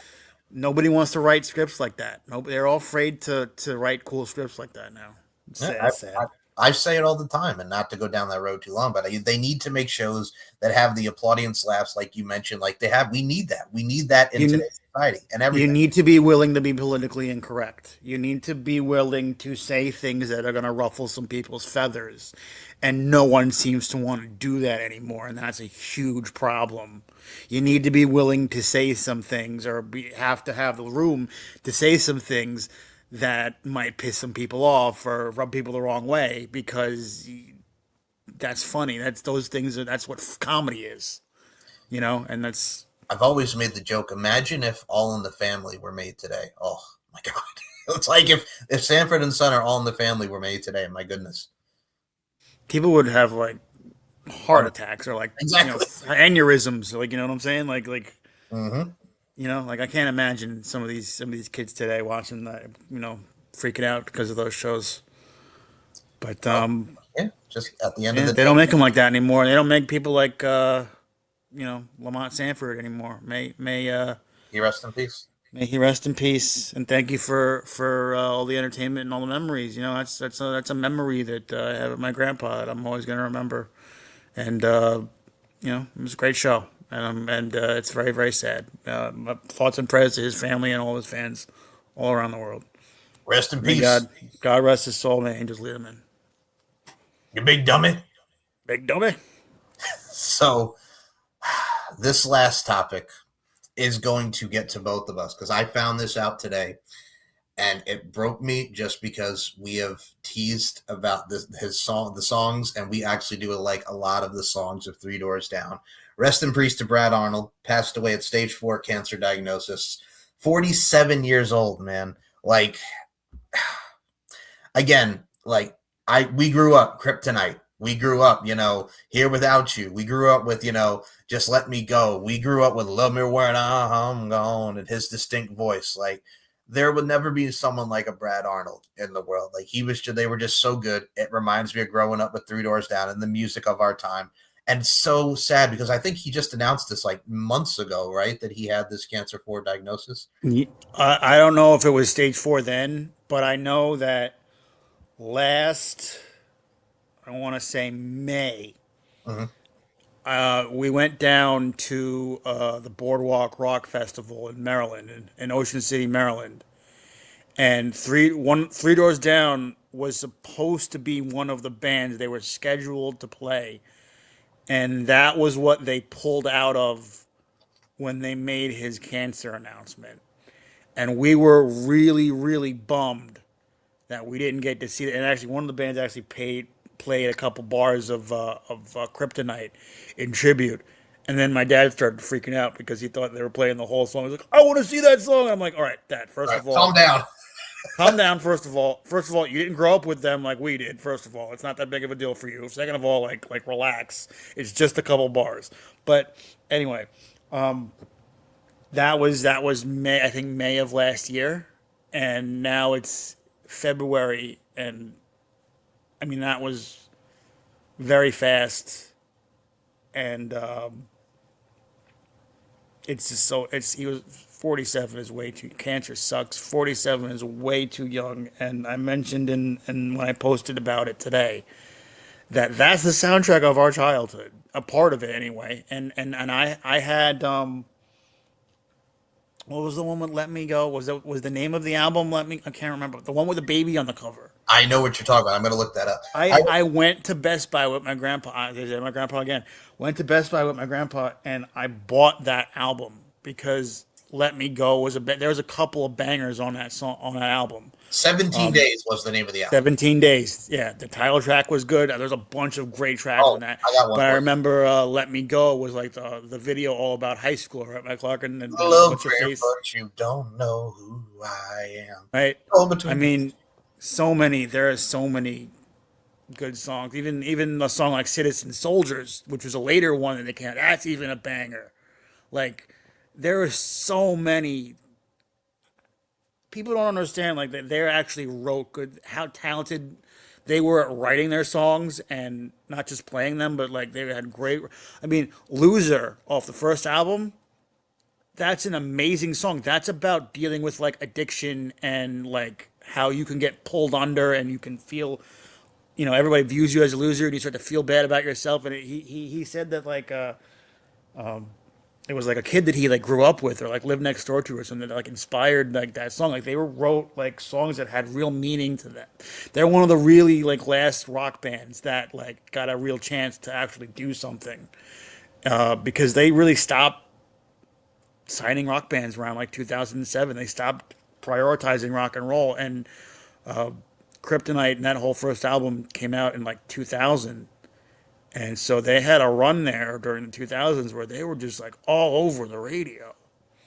And they're from like Charleston, right? They're from like Charleston, South Carolina, right, Mike Larkin? Or something like that. No, I think that was Crossfade. That's from Charleston. Let me see. Are you sure? I mean, I could be wrong. They're from Mississippi. Mississippi, okay. Well, then that's not where Charleston is. Okay. Anyway. I got to add to your point because I've always said this, and this is the wrestling fan coming out with me because Three Doors Down, WrestleMania 21, one of my favorite packages, and this also has to do with 17 Days because I wanted to tie into Let Me Go. One of the song that they used for that video package was Behind Those Eyes You Lie. You see, yes. And then you got that look. That's another one. That's another banger off that album. Mm-hmm. That's why I just actually retweeted that. I actually retweeted that on X not too long ago because that's still one of my favorite video packages. And I always said that's this to you, and I'll say it now. Nothing wrong with today's music, but I got to tell you, nothing will ever beat the soundtrack that WWE put for those back in 2005, that WrestleMania. Here Without You was used for the tribute video for the late, great Latino Heat, Eddie Guerrero. When I'm Gone, I remember listening to that not only on the radio, but watching that music video. Love Me When I'm Gone. Get you every time, man. I mean, they had so many good people. You forget sometimes, like, just how good they actually were as a band. And then you start to go through the catalog and you're like, wow, they had a lot of really good songs. They were a really good band. And you know what? His voice was so distinct and so recognizable that I don't know if they're ever... I don't think you can replace that. I don't think that they're going to have to be able to be a band anymore because, like, his voice is so distinct to the sound of that band that I don't know if you can replace it. That's how unique his voice was as far as that music went. And it's just, I can't believe that we're sitting here talking about this right now. It floored me. It floored me when I found out that he had cancer, and this floored me. And again, it's just another reminder about how, like, you're now some distance has been removed, or from your childhood now. Like, there's distance now between that a little bit, and it's a little bit of a reminder that no, again, nothing is guaranteed. Nothing is tomorrow is not a given, and again, make the most of all the time you have, because you really never know. And it's just another reminder that nothing lasts forever. And they were just he's an amazing singer, and they're an amazing band. And I'll never forget the first time that I heard Kryptonite in my car when I was 9, and just like, whoa, what is this? This is awesome. These guys kick ass. And then it just went from there. It was like 99, 2000, right? It was around that time. And I am still kind of floored by it. I don't really know what else to say. That was just not what I expected or wanted to see today. This is today as we're recording this. This is when this news came out. So it's still fresh. And again, part of the soundtrack of me and Mike Larkin's childhood. And he's going to be missed. May he rest in peace. May angels lead him in. And thank you for the music and the memories, because they were an amazing band, and he was an amazing singer, an amazing writer. I'm like you. I remember watching TRL when they premiered Kryptonite on TRL and just loving that song, loving that video. Again, riding with my mom, going to our friend Annette's, God rest her soul, like her beauty shop when my mom used to do hair and wash hair over there, and just listen to that on the way. And just the music of the 2000s, like that. And I also joke with you because it reminds me, because around that same time, Hanging by a Moment came out, and I was just like, I'd rather listen to this than Hanging by a Moment by Lifehouse. But yeah, what I got to say to you on that? What's that, McLaughlin? Starving for truth. Oh, sucks so bad. So his bad. little mushroom haircut. He had that mushroom cut. Stupid jean jacket, you prick. Anyway, rest in peace. That was very 90s, Mike. That was a very 90s thing with the jean jacket and the penis tip haircut, Mike Larkin. So rest in peace goes out to Brad Arnold. Oh, really? For real though. For real. Absolutely. We love you, man. Rest in peace. Steve and ours childhood, a lot of us millennials childhood, we all live 3 doors down, and we will be continuing you listening to your music and appreciate and love your legacy. And love goes out to the family of Brad Arnold. But we also want to say love to each and every one of you guys. So we'll end on a positive here. Thank you for sticking with us for the Steve and Mike show. It's great to be back with my homie G at the time that we have together, as always. So you can definitely check us out. We also got a lot going on. Steve and I on March 12th will be at Max Wrestling's Revolution Road defending our tag team championships against the new team. Yep. Gang. The new team of The Forge, Cypher, Corey Coulter, and his tag team partner, Blade Rodriguez. They said some things about the two of us were irrelevant, and they're going to elevate those tag titles. Well, come and get it, Cub Scout, because we're going to be doing our thing, man. Don't underestimate us. Yeah, we like the comedy, but we can also bring it. Like, come on now. We won the tag titles a few months ago, and yes, we weren't able to do it in January, but we're here in March. We're not avoiding you. We see you. Come on, man. I'm going to do the 90s pose. The 90s pose like this. Remember everybody in the 90s did this? Yeah. Remember this is the 90s? This is the 90s. Yeah, I'm tough. I'm cool. I'm tough. Don't mess with me. I got my hands out like that, Mike Larkin. You don't want to mess with me. No. Anyway. Well, we'll deal with Cypher and Blade come next month, because we don't sweat you. We don't fear you, but we ready to come at you. And you guys are going to get riggedy wrecked. Check yourselves before you wreck yourselves. Meet me at the mall. It's going down, Mike Larkin. Meet me at the club. It's going down. It's going down. Meet me on the bus. It's going down. Meet me where you meet me. Guaranteed it's going down, Michael Larkin. Woo! Yay. Gang. So, with that being said, homie, plug the social medias. Where can we follow you on the social media front, man? Well, X really at at Real SM Show 1 on X. Also, the other stuff is at Isles IceNet and at SNHE Pod. And, oh, actually, no, that's the old one. What's the third one? GAOE Podcast, but I don't really use that one. But anyway, those are the IceNet extra ones. Pod? Yeah, IceNet Pod. That's the other one, right? That's right. And then, we got our Facebook pages. We're on Sound. We got the website. We're on SoundCloud. That's the older audio episodes, which I will be putting actually a lot on the YouTube channel. I think the one I'm putting up next is because we talked about it on the last episode, and he loves when I say this. Our episode on Nashwan Opal. Yes, and all of the somehow we always seem to now talk about some craziness that happened from our high school. It always. It's the gift that keeps on giving, Mike Larkin. You know what I'm saying? I'll probably put some old school golden ages there as well. But we got a lot in the vault. But please go to SoundCloud and listen to all those old episodes. That's our great catalog. Yep. Do that. Yep. And then you got yours. Well, hold on. Your Instagram, Cub Scout. Oh, so it's private. So I don't want to promote it because I'm not going to know a lot of these people that request me, and I kind of had to keep it private because I was getting too much. Actually, I had to make it private. So everybody wants to get on the Steve train. You know what I'm saying, dog? Everybody wants to be like me, Mike Larkin. You know what I'm saying? I'm like snow. Really, I'm like snow. 56 years old. God damn it! I got to tell you something about that. What's that, Mike Larkin? You want to know what I have to say? I do. I'm a saying I'm alone on this. You didn't know when you call her up, but didn't know. Because everybody wants to be like you. By you. And she got it from her mama. Mike Larkin, Informer, Mike Larkin. You know what's on I like you boom boom. I like you boom boom now. I like you boom boom now.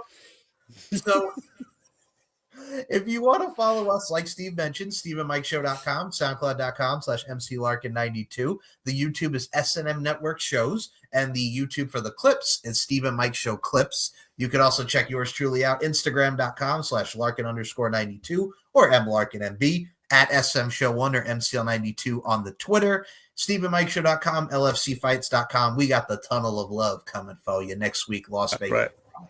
Tunnel of Love. Right. And the roller coaster of love. Roller coaster! Roller coaster of love. Say what? Roller coaster! Oh, no. That was our upside down on a zip. 1, 2, 3. I want to take a soul ride with me. The Red Hot Chili Peppers version, from Beavis and Butt Do America. Hey, Beavis. Yeah, we're gonna score. Yeah. We're gonna play. No, remember Cloris Leachman? They go and talk to Cloris Leachman on the bus. Yeah, we're gonna play some. We're gonna get some sluts. Yeah, we're gonna play some sluts. Yeah, that's nice. Yeah, I'm gonna get a lot of sluts. I'm gonna play some sluts, right, Mike Larkin? Slots. Yeah, we're gonna get some slots. Yeah. This chick is cool. This chick is cool. No. Remember where? Oh God, the Unsolved Mysteries guys in that freaking what's his face? Where is the unit? Give me where is the unit? In my pants. My pants. It's in his pants. Get him in his pants. Get him. Oh, it's a classic.